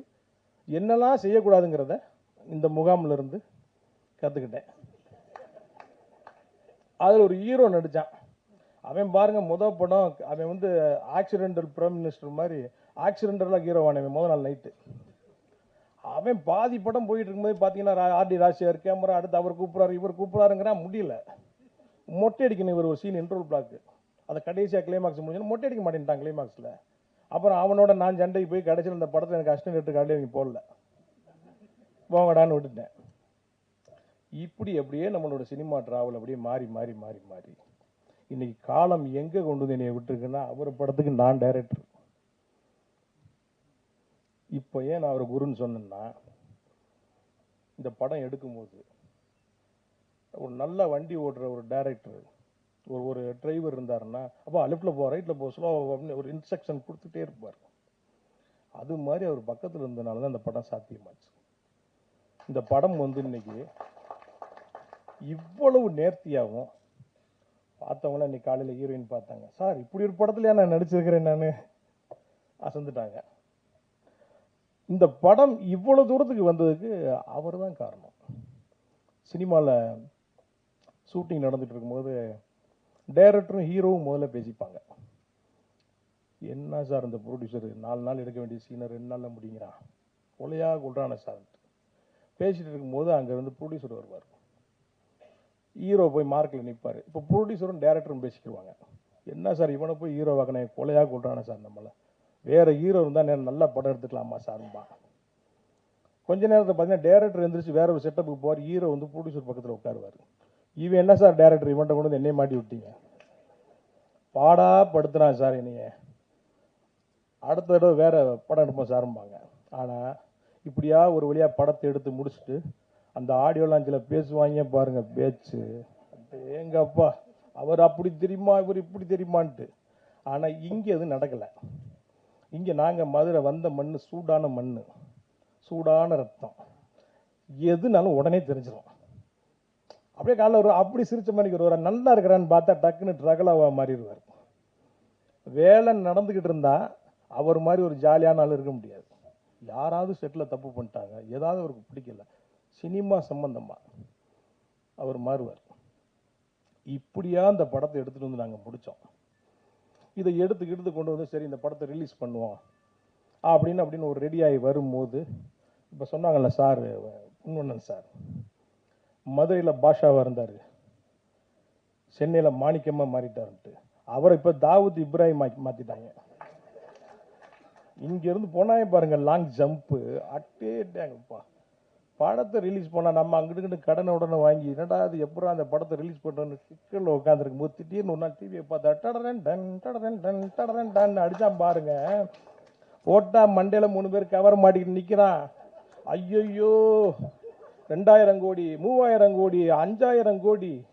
இவங்க என்னவா இருக்காங்கன்னா, அவனை இங்கே ஆரம்பித்து, அதாவது இரட்டை கோபுர வழக்குக்கு இடிப்புக்கும் அமீருக்கும் சம்பந்தம் இல்லைன்றதை தவிர அனைத்தையும் சொல்லிட்டான். அல் கொய்தாக்கு நாம தான் பயிற்சி கொடுத்த மாதிரியில் வச்சுன்னு சொல்லுவாங்க போல. ஒரு அளவு வேணாமாங்க, பொழுனித்தனத்துக்கு ஒரு அளவு வேணாமா? ஒரு வாய் இருக்குன்றக்கா என்ன வேணாலும் பேசலாமாங்க? அப்படியே அதிர்ச்சியில் இருக்கீங்க. வீட்டில் ஏங்க இங்கே பாருங்க 2000 கோடி தாங்க, நீங்கள் ஏங்க நகையெல்லாம் வாங்கி அடை வச்சு படம் எடுத்தீங்க? அவர்கிட்ட காசு வாங்கிக்கலாம்லங்க. ஏன்னா இவ்வளோ பணத்தை வச்சுக்கிட்டு பார்த்தீங்கன்னா உங்கள்கிட்ட அப்பப்போ பணம் வாங்கியிருக்காருங்க அவர். என்னங்க இது அநியாயமாக இருக்குங்க இது. நீங்கள் எதாவது கேளுங்க, வெளியே சைடில் இருந்தால் போய் வாங்கிட்டு வாங்க போங்காடு. ஏய் நீ என்னம்மா பவுடரு மெத்துக்குத்துல என்னமோ பெரிய பேர்லாம் சொல்லிட்டு இருக்காங்க, நீ என்னம்மா அப்படின்ட்டு. அப்புறம் அப்படியே பார்த்தேன், அவருக்கு ஃபோன் அடித்தேன். எங்கங்க இருக்கீங்க, நான் ஆஃபீஸுக்கு வாங்கன்ட்டு போனால் அப்படி தனியாக உட்காந்துருக்காரு. என்னங்க வெளியே நம்ம நடந்துட்டு நீங்கள் வாடகைக்கு இப்படி உட்காந்துருக்கீன்றேன். எங்கேயா வச்சுட்றேன், நீ பொண்டாடி பிள்ளைலாம் டூருக்கு ஓட சொல்றியா? என்ன நடக்குதுன்னு ஒன்றே மாதிரி தான் எனக்கும் தெரியல அப்படின்னு உட்காந்துருக்காரு. அப்புறம் அப்படியே உட்காந்துருக்கோம். ஒன்று ஒன்றா வந்து இந்த படத்தோட வியாபாரத்தை மொத்தமாக கலைச்சி விட்டாங்க. இதில் என்னென்னா, அவர் வச்சு படம் ஆரம்பித்த உடனே அவரால் உருவான ஒரு ஹீரோ ஒருத்தர் எனக்கு ஒரு இடத்துல பார்க்குறாரு. அவர் என்ன நட்பில் இருக்கிறார். ஒரு ஹீரோ சாரை வச்சு படம் பண்ணுறீங்க, ரைட்டு, படத்தை நல்லபடியாக முடிச்சிட்டிங்கன்னா நான் உங்களுக்கு ஒரு டேட் தரேன்ட்டார். இப்போ ஒரு 50 கோடி ரூபாய்க்கு இருக்க ஒரு வியாபாரம். நான் கேட்க போகிறதுல அவர் கொடுத்தாலும் எனக்கு வேணாம். எனக்கு இப்படிலாம் இன்னைக்கு இந்த வியாபாரத்தில் பாருங்க, அவரால் உருவாக்கப்பட்ட ஒரு தயாரிப்பாளர், ஒரு சக தயாரிப்பாளர் என்னென்ன வழியில் இந்த படத்தை கெடுக்க முடியுமோ. சார் பேசலாமா? இது உங்களெல்லாம் வச்சுக்கிட்டு எனக்கு சரியான தெரியல. என் மனசில் இருக்கிறத நான் சொல்கிறேன். என் மனசில் இருக்கிறத நான் சொல்கிறேன். அடுத்து என்னென்ன செய்ய முடியுமோ. எஃப்எம்எஸ்க்கெல்லாம் பார்த்தீங்கன்னா 15 நாளைக்கு முன்னாடி கொடுக்கணும். அப்போ துபாயெல்லாம் சென்சார் பண்ண முடியும், சப்டைட்லாம் போட முடியும். எல்லாத்தையும் கெடுத்து அப்போ நான் என்னென்னா, இது என்னடா சோதனைன்ட்டு. ஒரு காலம் இருந்தது மதுரையில். அவர் சொன்னார்ல, பொறுக்கியாக இருந்த ஒரு சாருன்ட்டு. நம்மளும் கிட்டத்தட்ட அதே கேட்டகரி தான். அங்கங்கே கூட்டமாக போய் சண்டை போடுறது. ஒரு சினிமா பார்க்க போகிறதா இருந்தால் கூட 10 பேர் போகும்போது பருத்தி ஊரில் குறுவாள் எடுப்பான் பாருங்க, அப்படி வாள் எடுத்து சொல்லிட்டு போவான், ஏன் எங்கேயும் அடிச்சு போடுவான் நம்மளை அப்படின்ட்டு. அப்படிலாம் ஒரு காலம் இருந்தது. இதுக்கெல்லாமா நம்ம பயப்பட போகிறோம் நம்ம? ஆனால் எந்தெந்த வழியில் கெடுக்க முடியுமோ எல்லா வழியிலையும் கெடுத்தார். கடைசி என்னென்னா, என்கிட்ட நல்லா பேசவும் செய்வார், அப்பப்போ பேசவும் செய்வார். ஒரு நண்பர் அவர் பேசுனதை ரெக்கார்ட் பண்ணி எனக்கு அனுப்பிச்சி விட்டார். இப்போ என்கிட்ட இருக்கு, என் கையில் இருக்கு, பாருங்க அப்படின்ட்டு. அப்புறம் இது என்ன சொல்றது, இது காலம்தான் அதுக்கு பதில் சொல்லணும். இது நம்ம அதெல்லாம் தாண்டி வந்துட்டோம். காலம் கண்டிப்பாக அதுக்கு பதில் சொல்லணும். பார்க்கலாம், ரைட்டு. அப்புறம் மக்கள் போராளி படம் முடிஞ்ச உடனே அப்படி பார்க்கும்போது அந்த படத்துக்கு வெறுமனே அமீர் அப்படின்னு ஒரு டைட்டில் இருந்தால் நல்லா இருக்கும் அப்படின்னு அப்படியே யோசிக்கும் போது, ஷூட்டிங் நடக்கும்போது பார்த்தீங்கன்னா அப்பப்போ ஹீரோ மதுரை கிளம்பிடுவார். என்னங்க மதுரை ஊருக்கு, நம்மளும் அதே ஊர் தானே, என்ன இவ்வளோ பாஸ் அப்படின்னா வாய்தாக்கு போகிறார் ராமநாதபுரத்துக்கு. டைரக்டர் அவர் பாசலாம் போக முடியாது. ஒரு தடவை ஃப்ளைட்டில் போனால், காரில் போனால் 10,000 20,000 செலவாகும். பருத்தி வீரன் மாதிரி அவ்வளோ பெரிய கிட்ட கொடுத்துட்டு அடுத்த ஹீரோ யார், எத்தனை கோடி சம்பளம், எவ்வளோன்னு போகாமல் இந்த தமிழ் சமூகத்துக்காக சிறைக்கு போனவர் என்னோட ஹீரோ. அவர் கூட போன எங்கள் அண்ணன் செந்தமிழன் சீமான் இன்னைக்கு ஒரு பெரிய அரசியல் கட்சியோட தலைவராக இருக்கிறார். அவர் சினிமா மேலே இருக்க காதலில் சினிமாவில் அவர் இருக்கிறாரு. வழக்கு போட்டது தெரியும், போனது தெரியும், வந்தது தெரியும். அந்த வழக்குக்கு எத்தனை வருஷம் அலைஞ்சாங்கன்றது எனக்கு தெரியும். 10 ஆண்டுகள். எத்தனை வருஷம் சார் அது இருக்கும்? 10 வருஷம். வாய்தாக்கா 2 வாய்தா 3 வாய்தா சேர்த்தாப்புல போகலன்னா வாக்கில சார் வரலைன்னா வாரண்டாயிரும் சார். இப்படியா போய் போய் கடைசியில் நீதிமன்றத்தில் அவங்க விடுதலை ஆகும்போது அந்த நீதிபதி சொல்றாரு அவங்க 2 பேரையும் பார்த்து, நீங்க இதெல்லாம் பயப்படாதீங்க, எதுக்கெல்லாம் இது மாதிரி தொடர்ந்து குரல் கொடுங்கன்னு சொல்றாரு. அப்படி சர்டிபிகேட் வாங்கிட்டு வந்து ஒரு நீதிமன்றத்தில் என்னோட ஹீரோ மக்கள் போராளி அமீர், நீங்க எப்படா சர்டிபிகேட் கொடுப்பீங்க அவருக்கு? தாவூத் இப்ராஹிம் ரேஞ்சில் மக்கள் மனதில் இருக்கிறார், தமிழக மக்களுடைய இதயங்கள் இருக்கிறார் அமீர். 20 ஆண்டுகளாக வந்து அவருடைய திரைப்பட வாழ்க்கையை பின்னோக்கி நீங்க பாத்தீங்கன்னா அவ்வளவு ஃபுட்டேஜ் இருக்கு. மக்கள் போராளி அமீர்னு நான் ஒரு புத்தகமே எழுதிக்கிட்டு இருக்கிறேன், கூடிய சீக்கிரம் வரப்போகுது. 20 ஆண்டுகளாக அந்த தமிழ் சமூகத்துக்கு எப்படி அவர் களத்தில் நின்றாரு. அனிதா மரணம்னா அங்கே நிற்பார், கூடங்குளம் அனல் மின் நிலையம்னா அங்கே நிற்பார், ஜல்லிக்கட்டுக்கான போராட்டம்னா அங்கே நிற்பார், காவிரி இஷ்யூன்னா அங்கே நிற்பார், எல்லா இடத்துலையும் நிற்பார். கோடிகளை குமிச்சுக்கிட்டு இருக்கிற இந்த சினிமாவில் அதுதானங்க வர்றோம். அங்கே இப்படி ஒரு ஆள், இவருக்கு இப்படி ஒரு பட்டம் கொடுக்கலாம், வேற யாருக்கு கொடுக்கறது? எக்காலத்திலையும் என்னை வந்து அவர் என்னோட குருநாதர், ஒரு மக்கள் போராளி. அப்புறம் என்னன்னா இந்த படம் வந்து அமீர், உயிர் தமிழுக்கு அவெல்லாம் பார்த்தோன்னா ஒரு முரட்டு அரசியல் படமா இருக்கும், சீரியஸான படமா இருக்கும். அதல்ல, அது இருக்கு, அரசியல் இருக்கு, முழுமையான அரசியல் இருக்கு. நம்ம கவிஞர் சொன்ன மாதிரி அது வந்து ஒரு நையாண்டியா இருக்கும். அது அப்படி சிரிச்சுட்டு அப்படி போற மாதிரியான ஒரு படமா இருக்கும். காதல் பிரதானமா இருக்கு.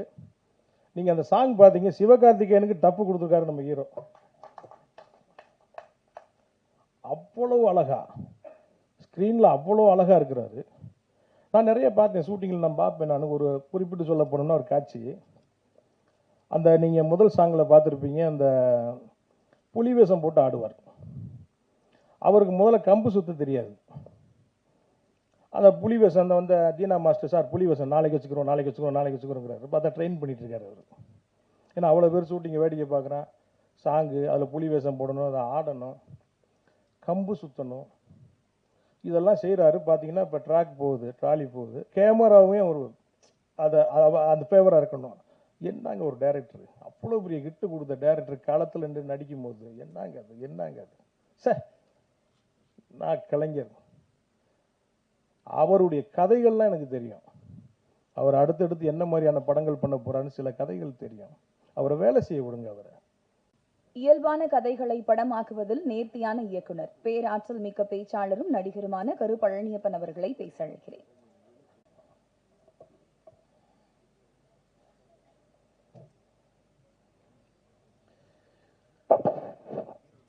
ஊடகத்துறை நண்பர்களுக்கு வணக்கம். 10ஆம் தேதி உயிர் தமிழுக்கு படம் ரிலீஸ் ஆகி அந்த படம் வெற்றி பெற்று அதன் பிறகு பல படம் பண்ணி அதன் பிறகு பல இடத்துல விருது வாங்கி அதன் பிறகு பல ஹீரோக்களுக்கு கதை சொல்லி அதன் பிறகு சாய்வு சித்ரால போய் பேச வேண்டிய பேச்சை இன்னைக்கே பேசின ஆதம் பாபாவுக்கு முதல்ல வணக்கம். இந்த அவர் சொன்ன அளவுக்கான அளவிலான படத்தில் கந்தெல்லாம் படம் பார்த்துருக்கேன். இந்த படம் என்ன அளவில் இருக்குன்னு புரியணும்ல. ஏன்னா அமீரை வந்து ஒரு சீரியஸான ஒரு ஃபில்ம் மேக்கரா நமக்கு ஒன்று தெரியும். இப்போ நம்ம ஒரு பாட்டு பார்க்குறோம் உயிர் தமிழுக்குன்னு, இது அமீருக்கான அளவு சட்டையான்னு தெரியலையே அப்படின்னு ஒன்று தோணும்ல. இந்த படத்தை எந்த அளவில் வைக்கிறது அப்படின்னு. இந்த படத்துடைய அளவு என்ன அப்படின்னா, ஆதம் பாபாவுடைய பேச்சை நீங்கள் வந்து சிரிக்க சிரிக்க கேட்டீங்க இல்லையா, அதுதான் இந்த படத்துடைய அளவு. அவர் தான் அந்த படத்துடைய இயக்குனர். இந்த படம் எப்படி இருக்கும்னா அவருடைய பேச்சு போல இருக்கும். என்ன தோணுதோ அது அப்படியே சொல்வதாக. எனக்கு நல்லவேளை ஆதம் பாபா பேசி இந்த நிகழ்ச்சியின் இறுக்கத்தை குறைச்சாரு நினைக்கிறேன். ஏன்னா வரலாறு பூரா நாங்கள் வந்து உயிர் தமிழுக்குன்னு படம் கடைசியில் அது உயிர் அமீருக்குன்னு ஒரு மேடையாயிரும் போல இருக்கு. எல்லாரும் வந்து தண்ணிலை விளக்கமாகவே இருக்கு. அதெல்லாம் எதுக்கு அசரில் எங்க அண்ணன், அதெல்லாம் எதுக்கு அசரில் விட்டேங்க அண்ணன், அதெல்லாம் இல்லை, அப்படிலாம் இல்லை, ரொம்ப அசத்துட்டாரு. ஏன்னா சும்மா இருக்க ஒரு ஆளை போட்டு இந்த வேலையை பார்த்தா, அதாவது மாம்பழத்தின் அழகை எல்லோரும் பாராட்டுவர், மாம்பழத்தின் அழகை எல்லோரும் பாராட்டுவர், உள்ளிருந்து குடையும் வண்டின் குடைச்சலை யார் அறிவாருமா. அந்த மாதிரி உள்ளிருந்து குடையும் வண்டின் குடைச்சலை யாரும் அறிய போறது இல்லை. பார்க்கும்போது என்னை எல்லாரும் சொல்லுவாங்க, என்னங்க அப்படியே அமைதியாகவே இருக்கீங்க அப்படின்னு. ஆமாடா, என்னை வெளியேருந்து பார்க்கும்போது வார்த்தை பார்க்குற மாதிரி தான் இருக்கும், அமைதியாக தான் இருக்கும் எல்லாருக்கும், அப்படியே இருந்துகிட்டே இருக்கு போல இருக்கு அப்படின்னு. தண்ணிக்கு கீழே பார்த்தாவல தெரியும். அதுக்கப்புறம் கேமரா கீழே இறக்கி தப்ப தப்ப தப்ப தப்ப தப்ப தப்ப தப்ப தப்ப கால் அடிக்கிற அடி நமக்கு வார்த்தைக்கு மட்டும் தான் தெரியும். அந்த மாதிரி அதெல்லாம் நடக்கத்தான் செய்யும். இது ஒன்றும் செய்ய முடியாது. எனக்கு வந்து அமீர் அவர்களை வந்து ஒரு நீண்ட காலமாக நீண்ட காலங்கிறது நான் வந்து 15 வருஷம், நான் அவர் சொல்கிற மாதிரி 40 வருஷம் இல்லை. எனக்கு தெரிஞ்சதுக்கான முதல் காரணம், எனக்கு அமீரின் மேல் பெரிய ஈர்ப்பு ஏற்பட்டதற்கு காரணம், நான் கல்லூரி முடித்து உதவி இயக்குனராக வந்து சேர்ந்த காலகட்டத்தில் 98 ஒரு 2002 அந்த ஒரு 5-6 வருஷம் இருக்கு இல்லையா, அந்த காலகட்டத்தில் தமிழ் சினிமாவில் ஒரு இஸ்லாமிய பெயர் வருவதே ஆச்சரியம். எல்லா இஸ்லாமியர்கள் அதிகமாக இருந்திருக்காங்களா சினிமாவில் இருந்திருக்காங்க.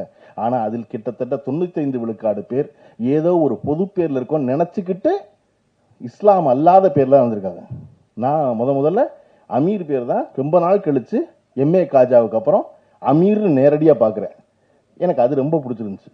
ஒருத்தர் தன் அடையாளத்தை மறைக்காமல் அந்த பேர், எனக்கு வச்ச பேர் அமீர் சுல்தான் தான், நான் அந்த பேரோட தான் வருவேன் அப்படின்னு. ஏன்னா எனக்கு நான் படம் எடுக்கும் போது எல்லாரும் சொன்னாங்க கருப்புள்ளியம்மன்கிற பேர் கொஞ்சம் பழைய பேரா தெரியுது, வயசான ஆளா தெரியுது அப்படின்னாங்க. நான் சொன்னேன் இதை விட பழைய பேர் மணிரத்னம், மணி ரொம்ப பழசு, ரத்னம் அதை விட பழசு, எடுத்த படம் தான் பேரை முடிவு பண்ண போகுது. நான் நல்ல படம் எடுத்தா என் பேர் நல்ல பேர் ஆகும், நல்ல படம் எடுக்கலைன்னா என் பேர் நல்ல பேர் இருக்காது. அதனால பேர் மாத்திர வேலை வச்சுக்காதீங்க, 35 வயசுக்கு அப்புறம் இன்னொரு பேர் கேட்டலாம் திரும்ப முடியாது இனிமே, அதனால எந்த பேரே வச்சுக்கலாம்னு தயாரிப்பாளர்கிட்ட சொல்லித்தான் என் பேரோட வந்தேன். அப்படி தன் பெயரோட வந்ததுனால அமீர் எனக்கு வந்து ரொம்ப பிடிக்கும். இன்னொன்று எனக்கு ரொம்ப அமீர்கிட்ட பிடிச்சது, எந்த நேரம் எந்த காலம் எதுவாக இருந்தாலும் நீங்க அமீருக்கு ஒரு தொலைபேசியில கொஞ்சம் கேவலா ஒரு குரல்ல பேசுனீங்கன்னா அடுத்த அரை மணி நேரத்தில் நீங்க இருக்க இடத்துல வந்து நிற்பார்.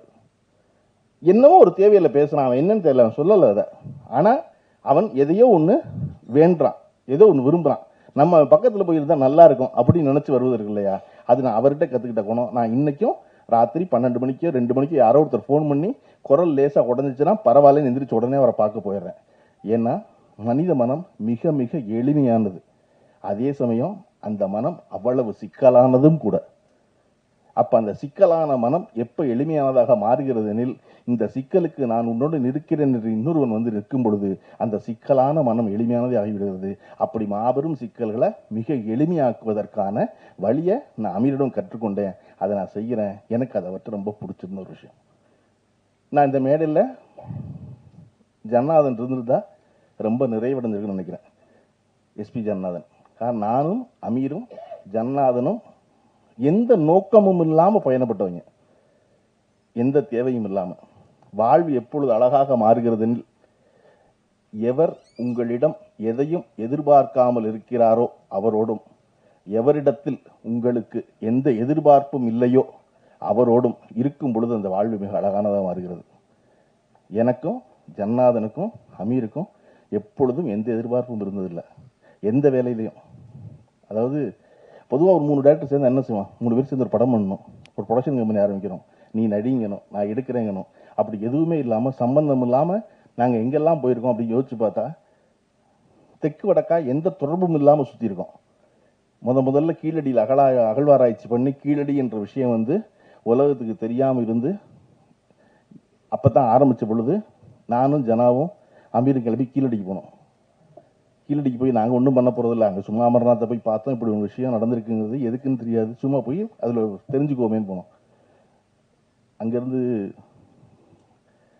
ஒரு நாள் வந்து ஜன்னாதன் திடீர்னு வாங்கப்பா வேலூர் போவோம் அப்படின்னாரு.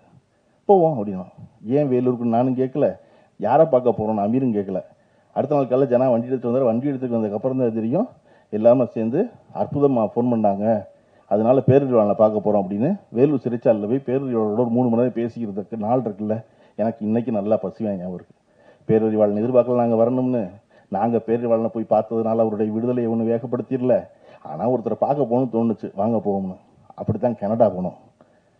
கனடா போய் நாங்கள் 3 பேருமா சும்மா தெரிஞ்சது இருக்குல்ல, அப்படி இருந்த ஒரு காலகட்டம்.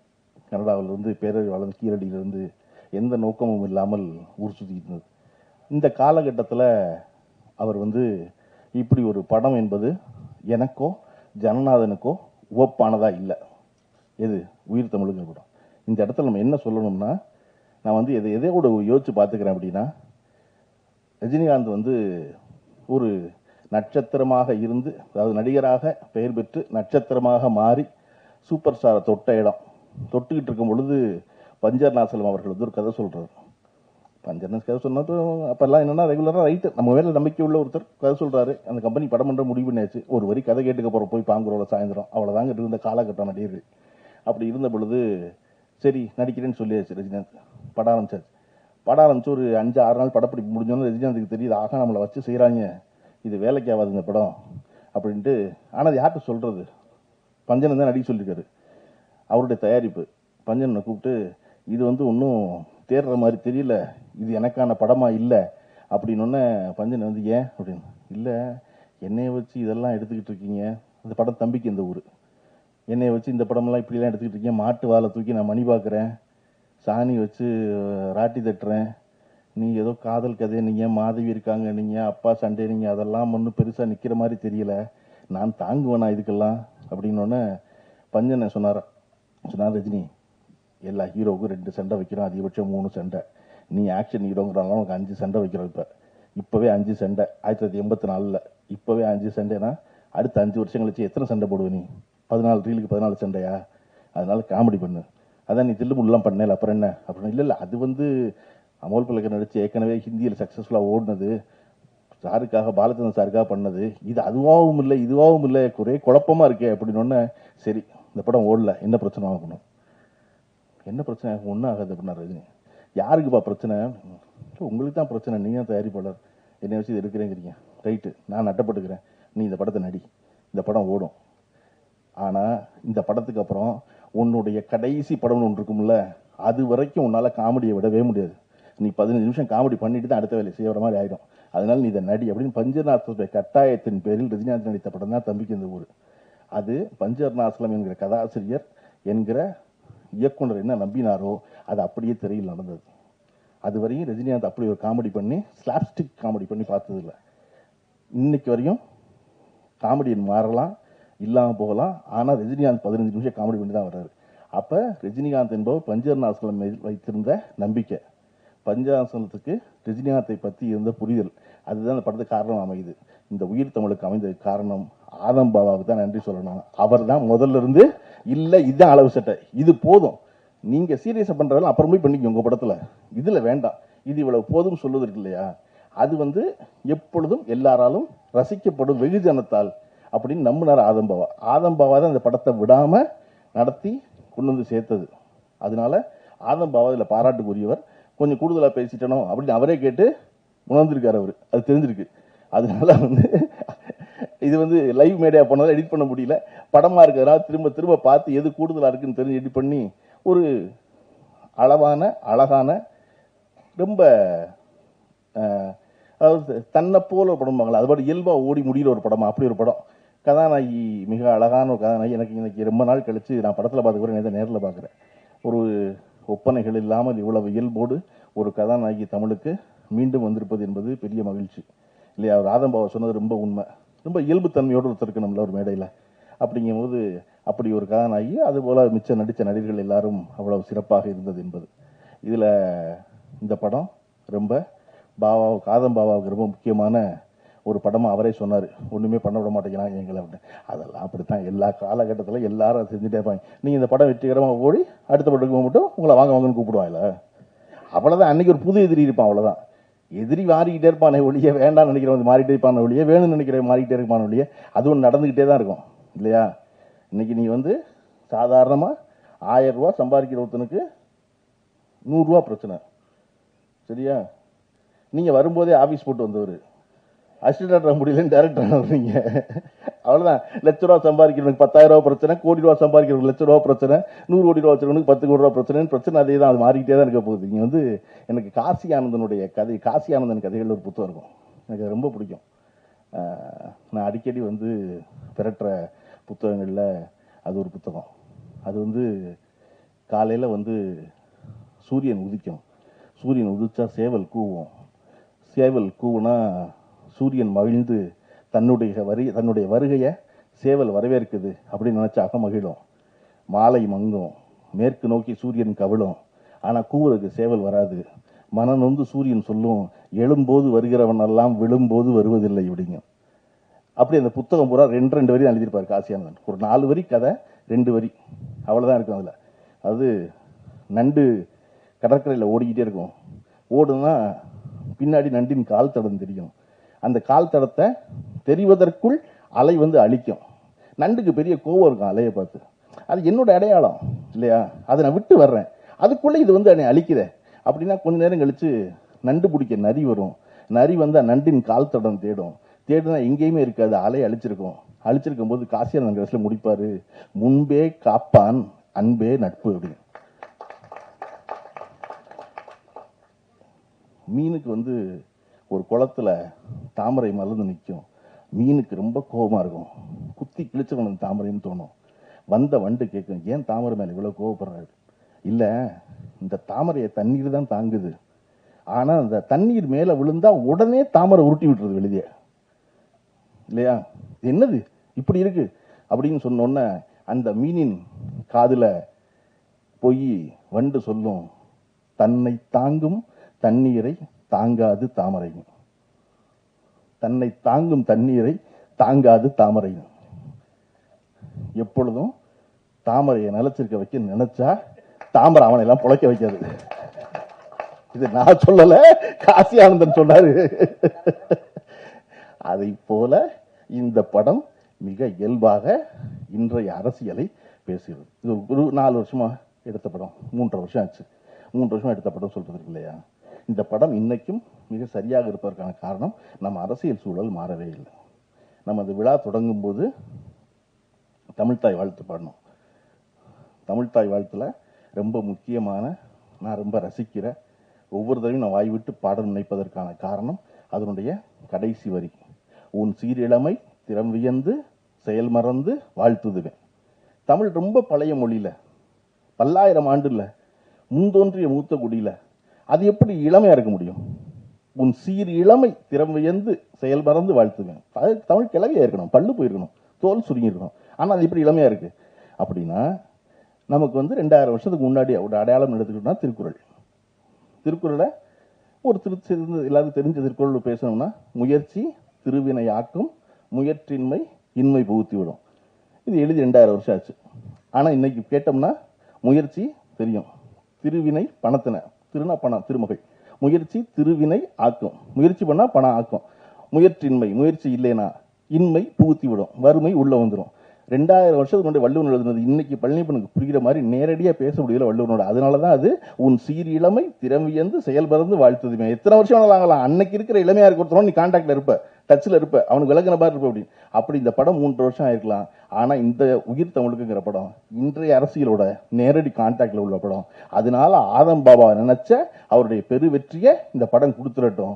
கொடுத்ததுக்கு அப்புறம் எப்படி அமீருடைய அலுவலகத்திலையும் பாலாவுடைய அலுவலகத்திலையும் போய் 12 மணி நேரம் காத்திருந்தாரோ, அப்படி இந்த தமிழ் சினிமாவின் உச்ச நட்சத்திரங்கள்கிட்ட போய் மறுபடியும் 12 மணி நேரம் காத்திருந்து ஒரு கதை சொல்லி படம் பண்ற பெரிய தயாரிப்பாளராகவும் ப்ரொடியூசராகவும் ஆகிற வாய்ப்பை இந்த உயிர் தமிழுக்கு ஒரு வழங்கட்டும். குழுவினர் அனைவருக்கும் வாழ்த்துக்கள், நன்றி.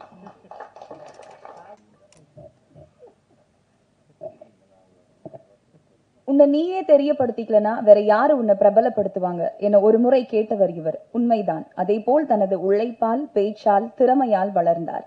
பெப்சியின் தலைவர், இயக்குனர் சங்க செயலாளர் என முன்முகமாய் பதிந்தார். எப்போதும் தன் வார்த்தைகளும் செயல்களும் தமிழுக்கானதாக, மக்களுக்கானதாக இருக்கும்படி பார்த்துக் கொள்வார். இறைவன் மேல் வாரத்தை போட்டுவிட்டு உயர்ந்து நிற்கும் தமிழ் தலைப்பான உயிர் தமிழுக்கு என்ற படத்தில் நடித்து இன்றைய அரசியலை அழகாக பேச இருக்கும் படத்தின் நாயகன் இயக்குனர் அமீர் அவர்களை பேச அழைக்கிறேன்.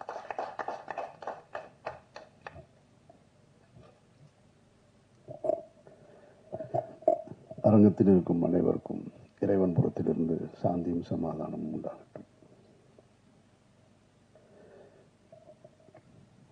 என்னுடைய திரைத்துறை அனுபவம் தொடங்கிய காலகட்டத்திலிருந்து, அரசியல் பேசிய காலகட்டத்திலிருந்து நான் சந்தித்திராத ஒரு புதிய மேடை இது. எனக்கு ஒரு புது அனுபவம் இந்த மேடை.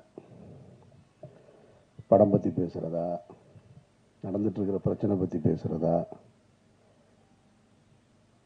இந்த இக்கட்டான சூழலில் என் மீது பேரன்பு கொண்டு இந்த விழாவுக்கு வந்திருக்க என்னுடைய நட்புகளை பற்றி பேசுவதா அப்படின்னு எனக்கே ஒரு பெரிய குழப்பம்தான் இருக்குது. இப்போ வரைக்கும் இந்த செகண்ட் வரைக்கும் பிளாங்காக தான் இருக்கேன், என்ன பேச போகிறோம். ஒன்று மட்டும் தெளிவாக தெரியுது, நான் யார் அப்படின்னு இப்போ நான் என்ன நானே யோசிச்சுக்கிட்டே இருந்தா, ராமாயணத்தில் வருகின்ற சீதையும் நானும் கிட்டத்தட்ட உடன் பிறந்தார்கள் போல. அவர் அக்கினியில் மிதந்து தன்னுடைய கற்பையை நிரூபித்தார். அவராவது ஒரு முறை நிரூபித்தார். நான் வார வாரம் நிரூபித்துக் கொண்டே இருக்கிறேன்.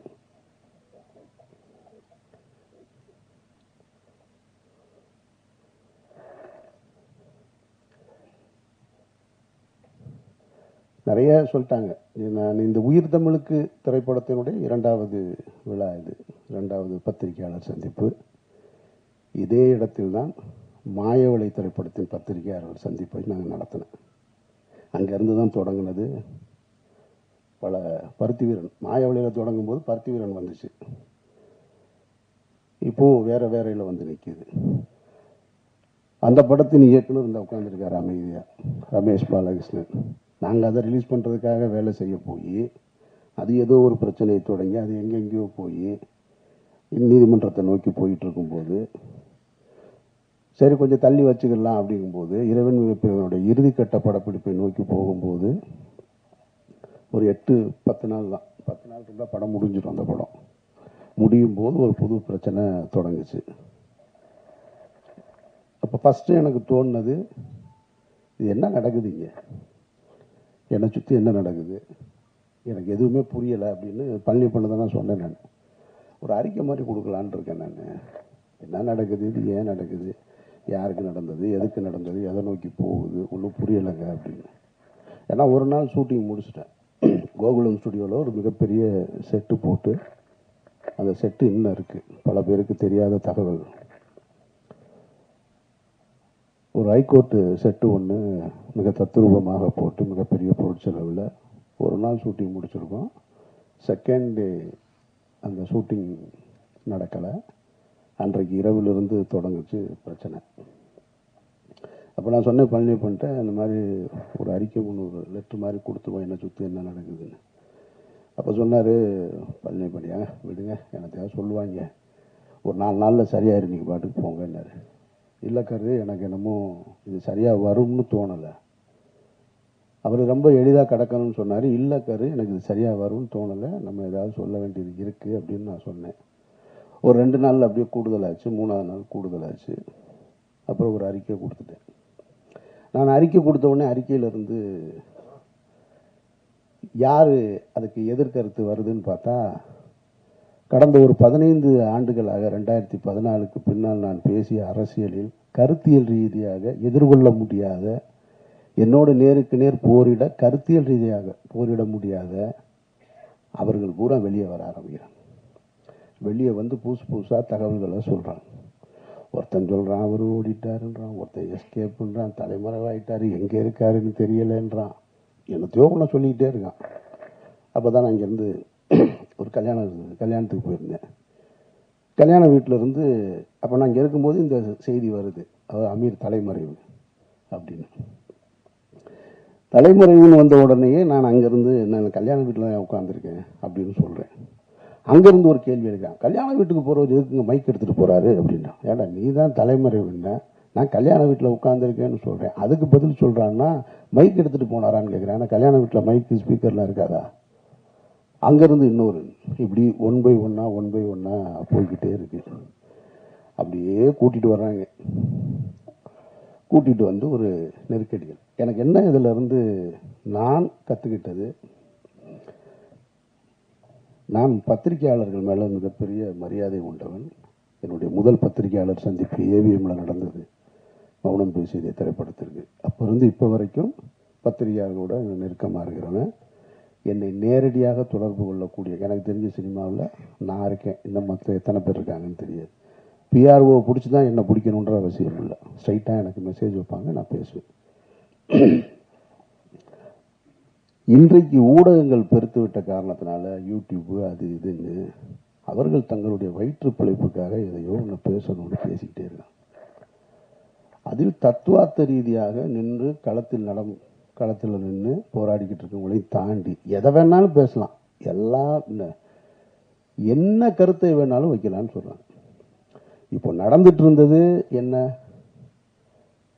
இறைவன் மிகப்பெரியவன் திரைப்படத்தின் தயாரிப்பாளர் என்னோடு உறவாக இருந்தவர், நான் தம்பி என்று பொதுவெளியில் அன்போடு அழைத்தவர் ஒரு பெரிய குற்றச்சாட்டுல அவர் பின்னணியில் வச்சிருக்காங்க.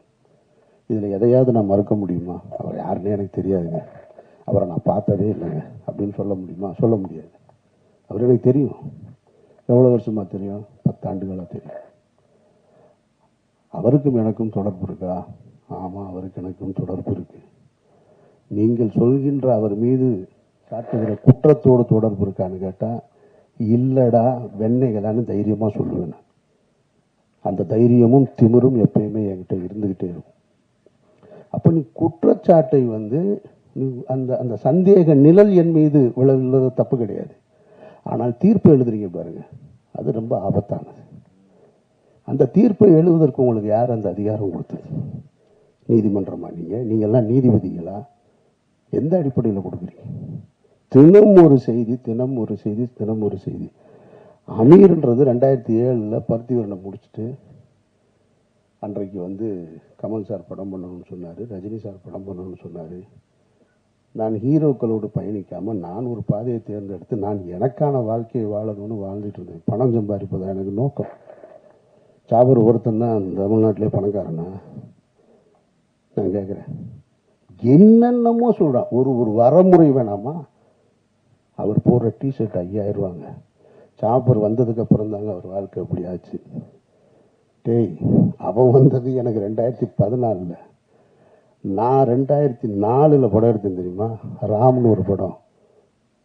இதே பழனியப்பன் தான் சொன்னார் அவருடைய ஒரு நிகழ்ச்சியில். எனக்கு தெரிஞ்சு தமிழ்நாட்டில் யாரும் செய்ய மாட்டாங்க. விரும்மாண்டி படம் திரைப்படத்தை பார்க்கறதுக்காக ராம் ஷூட்டிங்கை நிறுத்திட்டு கீழே மதுரை அம்பியா தேட்டரில் விரும்மாண்டி படத்தை பார்த்துட்டு போய் 2 லட்ச ரூபா செலவு பண்ணுவேன் நான். என்னை பற்றி என்ன தெரியும் உங்களுக்கு? அவர் வந்த நம்ம திரைத்துறைக்கு வந்திருக்கோம். திரைத்துறைக்கு வந்த உடனே என்ன செய்வோம்? தொடக்க காலகட்டத்தில் எப்படி கஷ்டப்பட்டோம் அவர் சொன்னார் இல்லையா? அதுபோல் நான் சென்னையில் எக்மோரில் படுத்திருந்தோம், நானும் பாலாவும். அங்கே கஷ்டப்பட்டோம், இங்கே கஷ்டப்பட்டோன்னு உடனே இவங்க நினைச்சிடாங்க பஞ்சம் முளைக்க வந்தவங்கன்னு. பஞ்சம் முளைக்க வந்தவர்கள் இல்லை, சினிமாவின் மீது ஏற்பட்ட விருப்பத்தினால் வீட்டில் காசு வாங்காமல் சுயமரியாதையோடு ஓடி வந்தவங்க நாங்கள். இதை பலமுறை சொல்கிறேன். பலமுறை சொன்ன உடனே நான் ஒரு நேர்காணலில் சொல்கிறேன், இல்லைங்க இந்த மாதிரி இருக்குது, இல்லை அவரோட நீங்கள் இங்கே தொடர்பு இருக்கு. ஆமாம் இருக்குது. உங்களுக்கு எப்படி வருமானம் வருதுன்னா, இவங்க என்ன இன்கம் டேக்ஸ் ஆஃபீஸரா? இடி டிபார்ட்மெண்ட் ஆவீங்க? இவங்களுக்கு நான் வருமானத்தையும் சொல்லணுமா? இது என்ன நியாயம் இருக்கு? ஒருத்தர் குற்றவாளி, குற்றம் சாட்டப்பட்டவர், அவரோட நீங்க தொடர்புல இருந்திருக்கீங்க, உங்களுக்கு அவருக்கு என்ன இருக்கு அப்படின்னு கேட்டா பதில் சொல்ல போறோம். அவ்வளவுதான். நான் என் கூட பிறந்த அண்ணன் இன்னைக்கு கான்ட்ராக்டரா இருக்காரு, ஒரு அண்ணன் லாயரா இருக்காரு. அவர்கள் சொத்து வாங்கினா கூட நீங்க எப்படி வாங்கினு போய் கேட்பேன் நான். எங்க அண்ணன் கான்ட்ராக்டர் என்ன கான்ட்ராக்ட்னு கேட்டா, இப்ப அவர் என்ன டெண்டர் எடுத்திருக்காருன்னு கேட்டா எனக்கு தெரியாது. இன்னொருத்தருடைய விஷயத்தை தெரிஞ்சுக்க வேண்டிய அவசியம் எனக்கு எங்க இருக்கு? அது எது தேவையா எனக்கு? பழனியப்பன் சொன்ன மாதிரி நானும் அவரும் ஜனாவும் பேசியிருக்கோம். எதையாவது பேசியிருக்கோமா? நீங்க என்ன பண்றீங்க, நீங்க என்ன பண்றீங்க, அதெல்லாம் எங்க வேலை கிடையாது. நான் எப்படி இருக்கிறேன்? நான் ஒரு இறை நம்பிக்கையோடு இருக்கேன். அவர் ஒரு பெரியாரிஸ்டா இருக்காரு, ஜனநாதன் ஒரு கம்யூனிஸ்டா இருக்காரு. 3 பேரும் ஒன்னா இருந்தோம். என்றைக்காவது வேற ஏதாவது நாங்கள் கருத்துக்களை பேசியிருக்கோமா? பணம் எப்படி சம்பாதிக்கிறேன்னு? பணம் சம்பாதிக்கிறதுக்காக வரல. நான் பணம் சம்பாதிக்கிறதுக்கு நான் வரல. என் வாழ்க்கையை என் விருப்பம் போல வாழணும்னு இந்த நிமிஷம் வரைக்கும் நான் ஆசைப்பட்டுக்கிட்டு இருக்கேன். இப்போ சொன்னாங்க பாருங்க, இந்த படத்துக்கு பின்னாடி நான் நிறையா படம் பண்ணுவேன் அது இதுன்னு. நான் இப்பவும் சொல்றேன், நான் இந்த படத்தை நம்பி இல்லை, உயிர் தமிழுக்கு நம்பி இல்லை, மாயவளையை நம்பி இல்லை, இறைவன் மிகப்பெரியவனை நம்பி இல்லை, சந்தனத்தேவனை நம்பி இல்லை. நான் ஒரு மனிதனா வாழணும்னு ஆசைப்பட்டு என்னுடைய கடைசி காலம் வரைக்கும் நான் விரும்பிய வாழ்க்கையை வாழணும்னு ஆசைப்படுறேன். என் வாழ்க்கையை நான் அப்படித்தான் பயணிக்கிறேன் நினைக்கிறேன். சினிமாக்காரனாக பயணிக்கணும், பெரிய தொழிலதிபராக வாங்கணும், கார் வாங்கணும், பங்களா வாங்கணும், ஒரு நாள் ஆசைப்பட்டதில்லை. சிக்கலான காலகட்டத்தில் இப்போ நீங்கள் எல்லாம் சொல்லியிருப்பாங்க, அவருக்கு ஒருத்தன் சொல்கிறான் 10 ஆண்டுகளாக அவருடைய குடும்ப செலவு பூரா அவர் தான் பார்த்துக்கிறார், ஒருத்தன் ஆஃபீஸ் அவர் தான் ரன் பண்ணுறாங்க, என்னென்னமோ சொல்கிறேன். இந்த இருக்கான் எங்கள் அண்ணன் இந்த கூட்டத்துக்குள்ள எங்கேயோ உட்காந்துருக்கான். அவன் கேட்குறான் இல்லையா, கடந்த 10 நாளாக நான் என்ன செஞ்சிட்ருக்கேன் தெரியுங்களா? டெல்லி விசாரணை, என்சிபி விசாரணை, இடி விசாரணை, இதுக்கு நடுவுலலாம் தினம் ஏதாவது ஒரு கடைக்கு போய் பர்ச்சேஸ் பண்ணிக்கிட்டே இருக்கேன். ஒரு 4 ஜீன்ஸ் வாங்க, 4 சட்டை வாங்க, 4 ஜீன்ஸ் வாங்க, சட்டை வாங்க. அவன் கேட்டான், என்ன சார் டெய்லி போகிறீங்க, ஏதாவது வாங்கிட்டு வர்றீங்க, என்ன பண்ணுறதுன்னு தெரில. குடிக்கிற பழக்கம் இருந்தால் குடிக்கலாம், இல்லை வேறு எங்கேயாவது ஒரு அவுட்லெட் இருந்தால் அங்கே போகலாம். ஒன்றும் கிடையாது. நான் போகிறேன் வாங்குறேன் வர்றேன். இன்னொருத்தரை நம்பி, இன்னொருத்தருடைய பணத்தை நம்பி, அதுவும் குற்ற பின்னணியோடு இருக்கிறவரை நம்பி வாழ வேண்டிய நிர்பந்தம் எனக்கு ஏற்படும். நான் அப்படி ஒரு வாழ்க்கையை வாழணும்னு விரும்பவும் இல்லை. இதையெல்லாம் உங்ககிட்ட சொல்லி நான் நிரபராதி, என்னை நீங்கள் நம்புங்க அப்படின்றதுக்காகவும் சொல்லலை. நான் யாருடைய பொருத்தத்தையும் விரும்பி வாழலை, என்னுடைய இறைவனுடைய பொருத்தத்தை விரும்பி தான் வாழ்கிறேன். ஒரு உண்மையான மனிதர்களுக்கு கஷ்டம் ஏற்படும் போது எல்லாரும் என்ன நினைப்பாங்க தெரியுமா, எனக்கு மட்டும் ஏன் இப்படி நடக்குது அப்படின்னு கேட்டால் அவன் அவநம்பிக்கையாளன். எனக்கு ஏன் நடந்ததுன்னு நின்று யோசிக்கிறான் பாருங்க, அவன் தான் இறை நம்பிக்கையாளன். நான் இறை நம்பிக்கையாளன், நான் அவநம்பிக்கையாளன் இல்லை. எனக்கு இது ஏன் நடந்துச்சுன்னு தான் நின்று யோசிக்கிறேன். நான் எந்த இடத்துல தவறுன்னு, எந்த இடத்துல நான் இந்த தடம் மாற ஒரு சூழல் வந்தது, ஏன் இந்த இந்த குற்றப்பின்னணியோட சந்தேக நிழல் என் மேலே விழுகுது, அப்படி தான் நான் பார்த்துட்டு. அதனால் நான் என்னை இங்கிருந்து இன்னும் சரி செய்து கொள்ள வேண்டிய பொறுப்பு இருக்குது. அதனால் நிறைய நான் அதை நோக்கி தான் பயணிக்கிறேனே தவிர மற்றபடி எதுவுமே என் மைண்டில் கிடையாது. அப்புறம் இந்த யூடியூப்பில் நான் பார்த்த விஷயங்களை பார்க்கும்போது எனக்கு என்னென்னா, கொஞ்ச நாளைக்கு இதை பார்க்காம இருக்கிறது நிம்மதியாக இருக்குன்ட்டு. ஒருத்தங்க கூட உண்மை பேசலாங்க, அதுதான் பெரிய கொடுமை. சொல்கிறது பூரா பொய் பொய் பொய் பொய், அவ்வளவுமா பொய். ஏதாவது 1-2 ஒருத்தன் சொன்னான், எனக்கு சோர்ஸ் டெல்லியிலேருந்து வந்துருச்சுட்டான். சோர்ஸ் வருதுன்றான். எனக்கு சம்மன் வந்ததே பல பேருக்கு தெரியாது. அதை என்னோட வக்கீல் வெளியே சொன்னதுக்கு அப்புறம் தான் தெரியும். ஆனால் இவன் சொல்கிறான் சோர்ஸ் நான் இரு. அவர் ஒரு 2 பேர் உட்காந்துக்கிறாங்க. கேட்டால் அவங்கெல்லாம் புலனாய்வு புலிகளாம். ஒரு 2 பேர் உட்காந்துக்கிறான். எதுக்கு இருக்க ஒரு கேள்வி கேட்குறாரு. இவர் ஒன்று மடியில் 2 பேப்பர்ஸாக வச்சுருக்கா. அப்படி எடுத்து பார்த்துட்டு, அப்படியா அவனுக்கு வந்திருக்கா, அது என்னன்னு நான் சொல்கிறேன். நான் எனக்கு ஒரு ஆள் மாதிரி தான் சொன்னாங்க. அப்போ நான் நைட் டெல்லியில் பேசிட்டு சொல்கிறேன் அப்படின்ட்டான். சரி, உண்மையிலேயே டெல்லியிலேருந்து உனக்கு சோர்ஸ் இருக்கும் போல இருக்குன்னா அவனுக்கு தேனியில் அரசு. மீனாட்சி வணக்கம். மீனாட்சி சார் வணக்கம். நிறைய பேருக்கு வந்து ஒரு சந்தேகம் இருக்கு. உங்க நண்பர் வந்து குற்றச்சாட்டில் இருக்காரு, விசாரணை நடக்கு, தீர்ப்பு வந்து நீங்க சொன்ன மாதிரி நீதிமன்றம் தான் சொல்லணும், அதுல எந்த இதுவும் இல்லை. இவ்வளவு வருஷம் நீங்க நண்பரா இருக்கும்போது அவர் என்ன தொழில் பண்ணாரு, சட்ட ரீதி இல்லாம மறைமுகமா என்ன தொழில் பண்ணாருன்னு அது உங்களுக்கு தெரிஞ்சிருக்க வாய்ப்பு இல்லை. ஆனா அந்த பணம் அப்படிங்கிறது வெளியே வரும்போது உங்களுக்கு வந்து எந்த இடத்துலையுமே சந்தேகம் வரலையா, இவ்வளவு பணம் எப்படி வந்தது, அவர் பின்னணி என்ன? ஏன்னா இவ்வளவு நெருக்கமா இருக்கும்போது வந்து எந்த இடத்துலயோ எந்த காலகட்டத்திலயும் அந்த சந்தேகம் உங்களுக்கு வரலையா? இந்த கேள்வியை லைக்காவுடைய ஓனர்கிட்ட என்னைக்காவது கேட்டீங்களா? சுபாஸ்கரன்ட்ட என்னைக்காவது கேட்டீங்களா? அவங்க ஒரு சட்ட ரீதியா ஒரு தொழில் ஒன்று பண்ணுறாங்க லைக்கான்னு. அவருக்கு என்னென்ன பிரச்சனை எல்லாம் யூரோப்பில் இருக்குன்னு தெரியுமா உங்களுக்கு? அப்புறம் ஒரு பெரிய கார்பரேட் கம்பெனி வந்தால் கேட்க மாட்டீங்க, தனியார் வந்து என்ன மாதிரி ஆள்கிட்ட கேட்பீங்கன்னா என்னங்க?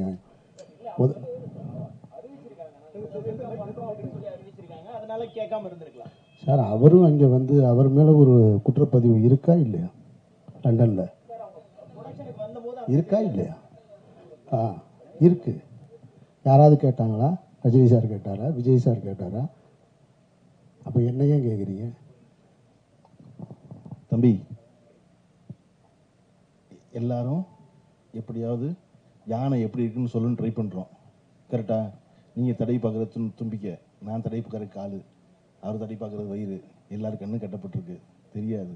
இப்போ அவர் சொன்னது போல் அவசரமாக தீர்ப்பு எழுதாதீங்கன்னு ஊடகத்துவங்க சொன்னார்ல, அந்த மாதிரி விசாரணை நீங்கள் நடத்தாதீங்க. நான் வந்து ஒரு நிமிஷம் இருங்க, பதறாங்க, முதல்ல பதறாங்க. இருங்க சார் பதறாங்க சார், ஒரு நிமிஷம் கேளுங்களேன். நீங்கள் வந்து அவசரமாக இப்போ சொன்னீங்க இல்லையா, அவர் சொன்ன போல் தயாரிப்பு படம் அது இருங்க, அந்த தயாரிப்பு பதிலாக சொன்னுமே சொல்லணும். உயிர் தமிழுக்குன்னு ஒரு படம், அந்த படம் முடித்த உடனே உங்களுடைய கேள்விகள் பூரா அதை நோக்கி திரும்புங்கிறதுனால அவராக முன் வந்து அதெல்லாம் சொல்கிறாரு. இப்போ மறுபடியும் ஆதம்பாவா பிரச்சனையுமா இருக்கும். டேய், என் படம் வியாபாரம் ஆகலை, கெடுக்கிறாங்கன்னு சொல்லிக்கிட்டு இருக்கேன், அதை எல்லாத்தையும் விட்டுவிட்டு இவங்க என்ன பேசிக்கிட்டு இருக்காங்க பாருன்னா அவர் மைண்ட் செட்டு பூரா இருக்கும். நம்ம ஒரு ப்ரெஸ் மீட் நடத்தி வச்சுக்கிட்டு இருக்கோம், இங்கே ஒரு விசாரணை நடத்திக்கிட்டு இருக்காங்க. நல்லா கேளுங்க, நாளைக்கு இன்னும் அமீர் தொடர்ந்து பார்த்துட்டே இருப்பாரு. நாளைக்கு தனியாக ஒரு ப்ரெஸ் மீட் வச்சு இதை பூரா நடத்தி பேசிடுவோம். இதை தொடர்ந்து பேசினீங்க சொல்லிட்டோம், அவர் ஒரு சொல்லிவிட்டோம், இதை தொடர்ந்து பேசி முடிவுக்கு வராத பேச்சு, புரியுதா? கிண்ணமும் அறமும் தெரிஞ்சாதான் கிண்ணம் தெரியும், அறமும் தெரிஞ்சா கிண்ணம் தெரியுமா? 2 பேரும் மாறி நீங்கள் ஒரு கேள்வி கேட்க பதில் அவர் பதில் கிடையாது, அவர் திருப்பி ஒரு கேள்வி, பதிலுக்கு அவருக்கு ஒரு கேள்வி. இதுவே நடந்துக்கிட்டே இருக்குது கடைசியில். அதனால இப்போ என்ன வழினா, ஆதம் பாபா சொல்கிற மாதிரி, பாபா கரெக்டு தானே? ஆமாம், எப்படியாவது அடுத்த 10ஆம் தேதிக்குள்ளே மிச்ச ஏரியா வியாபாரம் பண்ணணும். இந்த படம் ஒரு காமெடி படமாக எடுத்து வச்சிருக்கோம், அந்த வேலையை பார்த்துருவோம்னு நினச்சிக்கிட்டு இருக்காரு. ஒரே ஒரு தடவை அமீர் சொல்லிட்டோம், அதை வளர்த்துக்கிட்டே இருக்காதிங்க. காரணம் முடிவுக்கு வராதுன்னு நான் சொல்கிறேன். அப்புறம் இல்லை வளர்ப்பீங்க, நான் வளங்க ஒன்றும் இல்லை. 3 மணி நேரம் உட்காந்துருந்தேன், இன்னொரு 3 மணி நேரம் உட்காந்துருக்க மாட்டேனா? நல்லா உட்காந்துருப்போம், எல்லாரும் உட்காந்துருப்போம். கேளுங்க.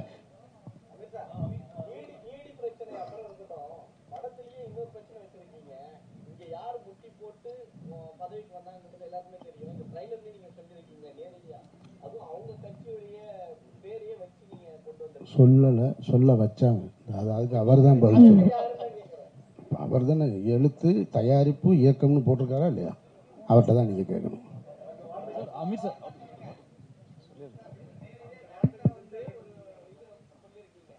காலில் விழுகாத அரசியல்வாதி யாராக இருந்தால் சொல்லுங்களேன். நீங்கள் பகுத்த என்னைக்குமே விழுகுறாங்க. பகுத்தறிவு பேசுகிற கட்சியாக இருக்கட்டும், சுயமரியாதை கட்சியாக இருக்கட்டும், அங்கேயே தலைவர் காலில் விழுகிறத நீங்கள்லாம் பார்க்கலையா? நீங்கள் அந்த நேரத்தில் அந்த காட்சி எடுக்கும்போது அப்படி ஒரு வசனம் தோணுச்சு, அதை படத்தில் வச்சுருக்கோம். மற்றபடி எந்த விதமான உள்நோக்கமும் இல்லை. சம்பந்தப்பட்ட நீங்கள் யாரை நினைக்கிறீங்களோ அவங்க பார்த்தா கூட சிரிச்சுட்டு போயிடுவாங்க, என் மேலே கோவம் வராது. அமீர் சார் இங்க பரத் இங்க. வணக்கம் தலைவா, ஒரே ஒரு கேள்வி மட்டும்தான், நான் முடிச்சிருங்க. தம்பி அமைதியா இருந்தா கொஞ்சம். யாராவது ஒருத்தர் ஒருத்தரா கேள்வி கேளுங்க. மைக் கொடுத்திருக்கோம், மைக் உங்க கையில வந்ததுக்கு அப்புறம் கேள்வி கேட்டா நல்லா இருக்கும். தொடர்ச்சியாக படத்துல பல தளங்கள்ல பயணப்பட்டு இருக்க அமீர் சார் கிட்ட தொடர்ச்சியா பல தளங்கள்ல பயணப்பட்டுட்டே இருக்கீங்க. ஆனா ஒரு கலைஞனுக்கு சர்ச்சையின் செல்லப்பில்லை, ஏதோ ஒரு பழைய படத்துல இருந்து ஒரு சர்ச்சை வருது, இல்லைன்னா புதுசா இப்போ ஒரு சர்ச்சை, நீங்களே அது கிளாரிபிகேஷன் தானே நீங்க பேச வேண்டிய கட்டாயம். இது எந்த அளவுக்கு உங்களுடைய அந்த கலை, அதை நீங்க கான்சென்ட்ரேட் பண்ணக்கூடிய விஷயங்கள்ல பாதிப்பு ஏற்படுத்துது? அது எப்படி உங்களை நீங்க சமரசம் இல்லாத என்னுடைய வாழ்க்கை தான் எனக்கு இவ்வளவு பெரிய சிக்கலை கொடுக்கறதா நான் நம்புறேன். நான் யாரோடையும் சமரசம் செய்ய தயாரா இல்லை. அதனால எனக்கு சிக்கல் இருக்கு, அதை நான் விரும்பி ஏத்துக்கிறேன், அவ்வளவுதானே. இதுல என்ன இருக்கு? நான் பிறருக்கு தொல்லை தரேனா பாருங்க. என்னால் பிறருக்கு தொல்லைன்னு இது வரைக்கும் ஒரு செய்தி வந்திருக்கா? இத்தனை ஆண்டு காலம் அந்த சினிமாவில் எனக்கு தொல்லை வந்திருக்கு, அதை நான் விரும்பி ஏற்றுக்கிறேன், சந்தோஷமா ஏற்றுக்கிறேன், இருக்கிற காலகட்டத்தை சந்தோஷமா கடத்திட்டு போறேன், அவ்வளோதான். இல்லையே வழக்கு இன்னும் குற்றப்பத்திரிகை. நன்றி நன்றி நன்றி நன்றி. அண்ணே முடிச்சிடட்டுண்ணே.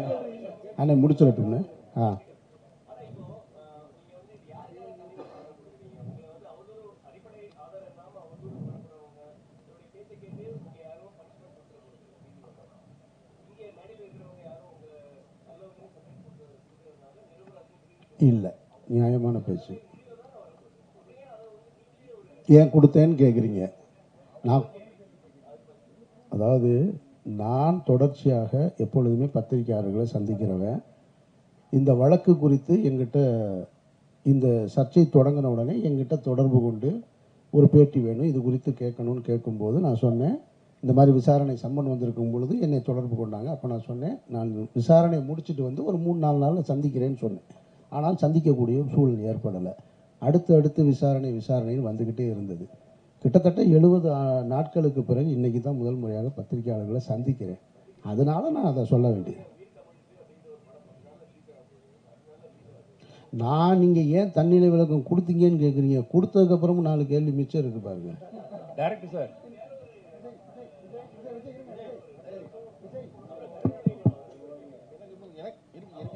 நான் சும்மா வாழ்த்த வந்த இடத்துல என்னை மாப்பிள்ளை ஆக்காதீங்க. நீங்க யாரு? Director sir. ஆமா, தேசிய இருக்கு. ஓகே, உங்களுக்கு என்ன படம், என்ன மலர் பிடிக்கும் உங்களுக்கு? இல்லை சார், உங்களுக்கு பிடிச்ச ஒரு மலர். எனக்கு மல்லிகைப்பூ பிடிக்கும் சார். எனக்கு மல்லிகைப்பூ ரொம்ப பிடிக்கும். இருங்க சார், எனக்கு மல்லிகைப்பூ ரொம்ப பிடிக்கும். அதனால டைரக்டர் சார், ஒரே ஒரு क्वेश्चन உங்கள்ட்ட சார். ஏன்னா காசி ஆனந்தனுக்கு அது இருந்துச்சு, அதனால எனக்கு அது இருக்கு. காசி ஆனந்தனுக்கு இருக்கு, அது காசி ஆனந்தன் எழுதுனது. நான் கூட சொன்னது. டைரக்டர் சார், படத்தை பிசினஸ் பண்ண விடலன்னு சொல்லி நீங்க சொல்லியிருந்தீங்க. உங்கள்ட்ட ஒரு ஆடியோ இருக்குன்னு வேற சொல்லியிருந்தீங்க. அதை நீங்க இப்ப சொன்னதே பெரிய சர்ச்சையாகும். இப்போ இதை பற்றி பேசுவாங்க யாராக இருக்கும் என்னன்னு, அதை நீங்கள் ஓப்பனாக சொல்லிட்டீங்கனாலே அது முடிஞ்சிடும்ல. இப்போ யார் இவங்க தான் எங்களுக்காண்டி இது படத்தை வெளியிட பிரச்சனை பண்ணுறாங்க அப்படிங்கிற மாதிரி. நான் யாரையும் பேரை குறிப்பிட்டு சொல்லலை, சம்பந்தப்பட்டவங்க ஒரு வேளை பதில் சொன்னாங்கன்னா நான் அப்போ நான் அதை வெளியிடுறேன். நான் என்கிட்ட இருக்கு, தனியாக வாங்க வெளியே உங்களுக்கு தனியாக காட்டுறேன். Director sir, director sir, director sir, உங்களுக்கு ஒரு கொஸ்டின். டேரக்டர் சார்,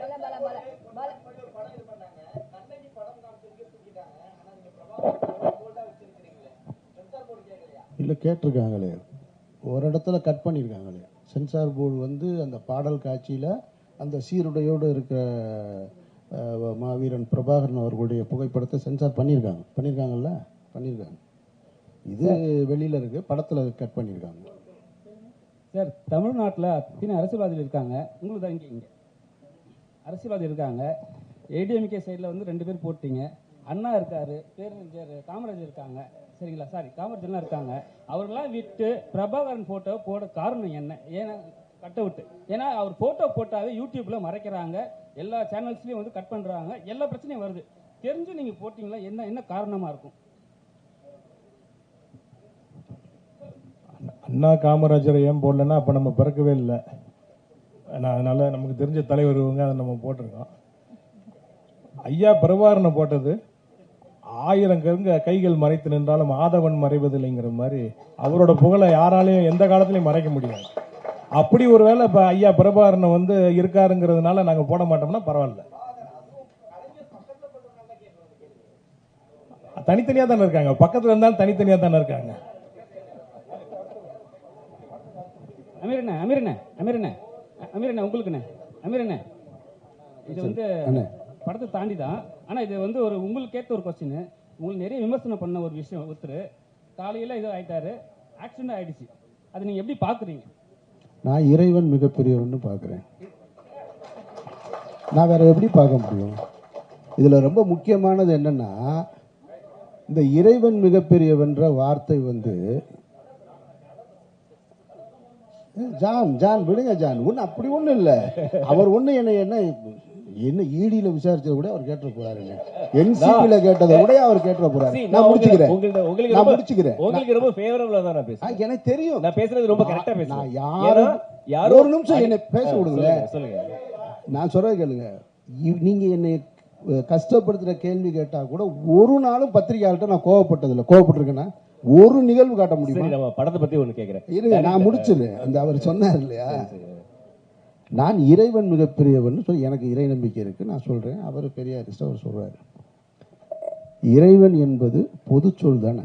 உங்களுக்கு இறைவன், எனக்கு இறைவன், யாருக்கான கடவுள் நம்பிக்கை இருக்கவனுக்கு இறைவன் மிகப்பெரியவன். நான் ஒன்றும் அதை அரபு சொல்லல, சொல்லவும் இல்லை. கேலியும் கிண்டலுமாக அதை யூடியூப்ல உட்கார்ந்துக்கிட்டு இறைவன் மிகப்பெரியவன் தெரியுமா அப்படி எதுக்கு இருக்கணும், இறைவன் மிகப்பெரியவன் அப்படின்னு ஆப்போசிட்ல ஒருத்தர் நக்கலுமா. எனக்கு என்ன தோணுச்சுன்னா, அப்போ ஒன்று மட்டும் எனக்கு தெளிவாக புரிஞ்சுது. அதை நான் இங்கே அரசியலாக பதில் சொல்லித்தான் ஆகணுன்றதுனால சொல்கிறேன். எப்போ பார்த்தாலும் பாரத் மாதா கி ஜெய், ஜெய் ஸ்ரீராம்னு சொல்லிக்கிட்டு இருந்த வாய் பூரா இறைவன் மிகப்பெரியவன் சொல்லிச்சு பாருங்க. அப்போ இறைவன் மிகப்பெரியவன் தான்றதை என்னால் உணர முடிஞ்சு. அதுதான் நீங்க கேளுங்க. நான் ஒன்று கேட்டு நீங்க பதில் சொல்லி கைதட்டும் போது இது வேற மாதிரியான ஒரு விஷயம். அதெல்லாம் ஒன்றும் இல்லை, நான் கேளுங்க. பரவாயில்ல, ஒரே ஒரு வாங்க கேளுங்க. ஆதம்பாவ டைரக்டர் தான். படம் வந்து ஒரு காமெடி, அதாவது பொலிட்டிக்கல் சட்டையர் அண்ட் காமெடி அரசியல் அப்படின்ற மாதிரி ஒரு விஷயம் சொன்னீங்க. ஆனா பேனர்ல வந்துட்டு பின்னாடி எல்லாருமே இருக்காங்க, அவங்க எல்லாம் காமெடி அரசியல் பண்ணுவாங்களா? இன்னைக்கு எல்லா தலைவர்களையும் வச்சுக்கிட்டு இங்க இருக்கிற அரசியல்வாதி பூரா காமெடி தானே பண்ணிட்டு இருக்காங்க. யார் அரசியலுக்கு வந்தாலும் பின்னாடி தலைவர்கள் வைக்கிறது வழக்கம் தானே. என்னோட ஹீரோ என்ன அரசியல் பண்றாருன்னு படத்துல பாருங்க. இது ஒரு கம்ப்ளீட், இது ஒரு காமெடி படம். இது ஒரு காமெடி படம். அதை மைண்ட்ல வச்சுக்கிட்டு படம் பாருங்க. அதுக்கு மேல உங்களுடைய விமர்சனத்தை உங்களுக்கு பிடிச்சிருக்கு பிடிக்கலன்னு நீங்க பேசுங்க.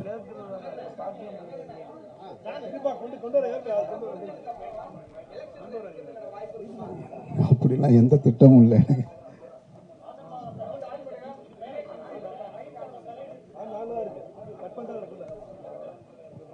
அவருடைய அறிவுரை இருந்தது, நான் மனப்பூர்வமா ஏத்துக்கிட்டேன், கேட்டேன், அதை நான் செஞ்சிருக்கேன். ஹலோ சார், இந்த பக்கம் சார், இந்த பக்கமும் கேள்வி கேட்க நிறைய பேர் இருக்காங்க சார் உங்களுடைய இடது பக்கத்திலும் கேள்வி கேட்க நிறைய படம் பாருங்க சார். மைக் இப்பதான் கிடைச்சிருக்கு. இப்பவே எல்லாம் சொல்லிட்டேன். அதாவது உயிர் தமிழுக்குன்ற டைட்டில் என்னை யாராவது அடிக்க வந்து ஐயா காப்பாத்துங்கன்னு தமிழ் தான் சொல்றேன். பசிச்சா அம்மா சோறு போடுன்னு தமிழ் தான் சொல்றேன். என்னோட தாய்மொழி அது. எங்கேயோ இருந்து வடநாட்டுல இருந்து வந்து இங்கே நம்ம பிரதமர் வந்து தமிழனா பிறக்கலைன்னு எனக்கு வேதனையா இருக்குன்றாரு. நம்மளுடைய மொழி, நம்மளுடைய கவிதையும் கற்பனையும் கலையும் நம்ம தாய்மொழியில தான் அது வரும். அதனால டைட்டில் பாருங்க, தமிழ், நாங்கள் தமிழோட விளையாடி இருக்கிறோம், கொஞ்சி இருக்கிறோம், கெஞ்சி இருக்கிறோம். நீங்க படம் பாருங்க, உங்களுக்கு தெரியும், நீங்களும் அதை செய்வீங்க. சார் இடியில இருந்து நம்ம ஜாஃபர் சாதிக்கு நம்ம இப்போ படத்துக்கு வருவோம் சார். இப்போ அந்த படத்துல வந்து இந்த டேபிள் கடியில்ன்ற வசனம் வந்து யூடியூப்ல பார்க்கும்போது அது மியூட் பண்ணல. ஆனா இப்போ நீங்க ட்ரைலர் போட்டு காட்டும் போது அந்த வசனம் வந்து மியூட் பண்ணப்பட்டிருக்கு. ஆனா காலில் விழாத அரசியல்வாதிகள் இல்லை அப்படிங்கிறீங்க. குறிப்பிட்ட அந்த டேபிள்ங்கிற அந்த வசனம் வந்தது, ஏன் மியூட் பண்ணீங்க? சென்சார்ல அது யாரையும் மென்ஷன் பண்ணதுன்னு அவங்க நினைக்கிறாங்க, அதனால நீக்கிட்டாங்க. சென்சார் போர்டு எதுக்கு இருக்குன்னே தெரியல. நீங்க பாருங்களேன், வெள்ளை கொக்குகளா எங்க காட்டை விட்டு போங்க வெள்ளை கொக்குகளான்னு சுதந்திரத்துக்கு முன்னாடி பாடினாங்க. அன்னைக்கு சென்சார் இருந்துச்சு. இன்னைக்கு நம்ம ஹீரோ பாத்தீங்கன்னா 40 வெள்ளைக்காரனோட பாட்டு பாடிக்கிட்டு இருக்கான், நின்று டான்ஸ் ஆடிக்கிட்டு இருக்கான். இன்னைக்கு எதுக்கு இந்த சென்சார்? அவங்களுக்கு ஒரு அஜெண்டா இருக்கு, அவங்க செய்யறாங்க, அவ்வளவுதான். யூடியூப்ல அது இல்லாதனால அது இருக்கு. நிறைய அரசியல் இருக்கு. அரசியல் படம் அடுத்தடுத்து இந்த படம் வெற்றி அடைஞ்சா நிறைய ஸ்ட்ராங்கான படமே எடுப்போம். அதை பாருங்க.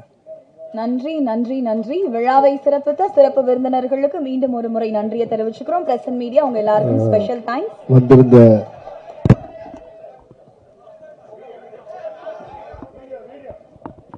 பின்னாடி வீடியோ ரெக்கார்ட் ஆயிட்டு இருக்கு, அதனால ஃப்ரண்ட் ரோல இருக்கவங்க கொஞ்சம் உட்கார்ந்துக்கோங்க. வந்திருந்த அனைத்து ஊடகத்துறை சகோதரர்களுக்கும் நண்பர்களுக்கும் எங்கள் திரைப்பட குழுவின் சார்பாக எங்களுடைய நெஞ்சார்ந்த நன்றிகளை தெரிவித்துக் கொள்கிறோம். படம் பாருங்க, உங்களுக்கு பிடிச்சிருந்தா உங்களுக்கு என்ன தோணுதோ அதுதான் விமர்சனம். உங்களுக்கு நல்லா இருக்குன்னா நல்லா இருக்கு, நல்லா இல்லைன்னா நல்லா இல்லை, அவ்வளவுதான்.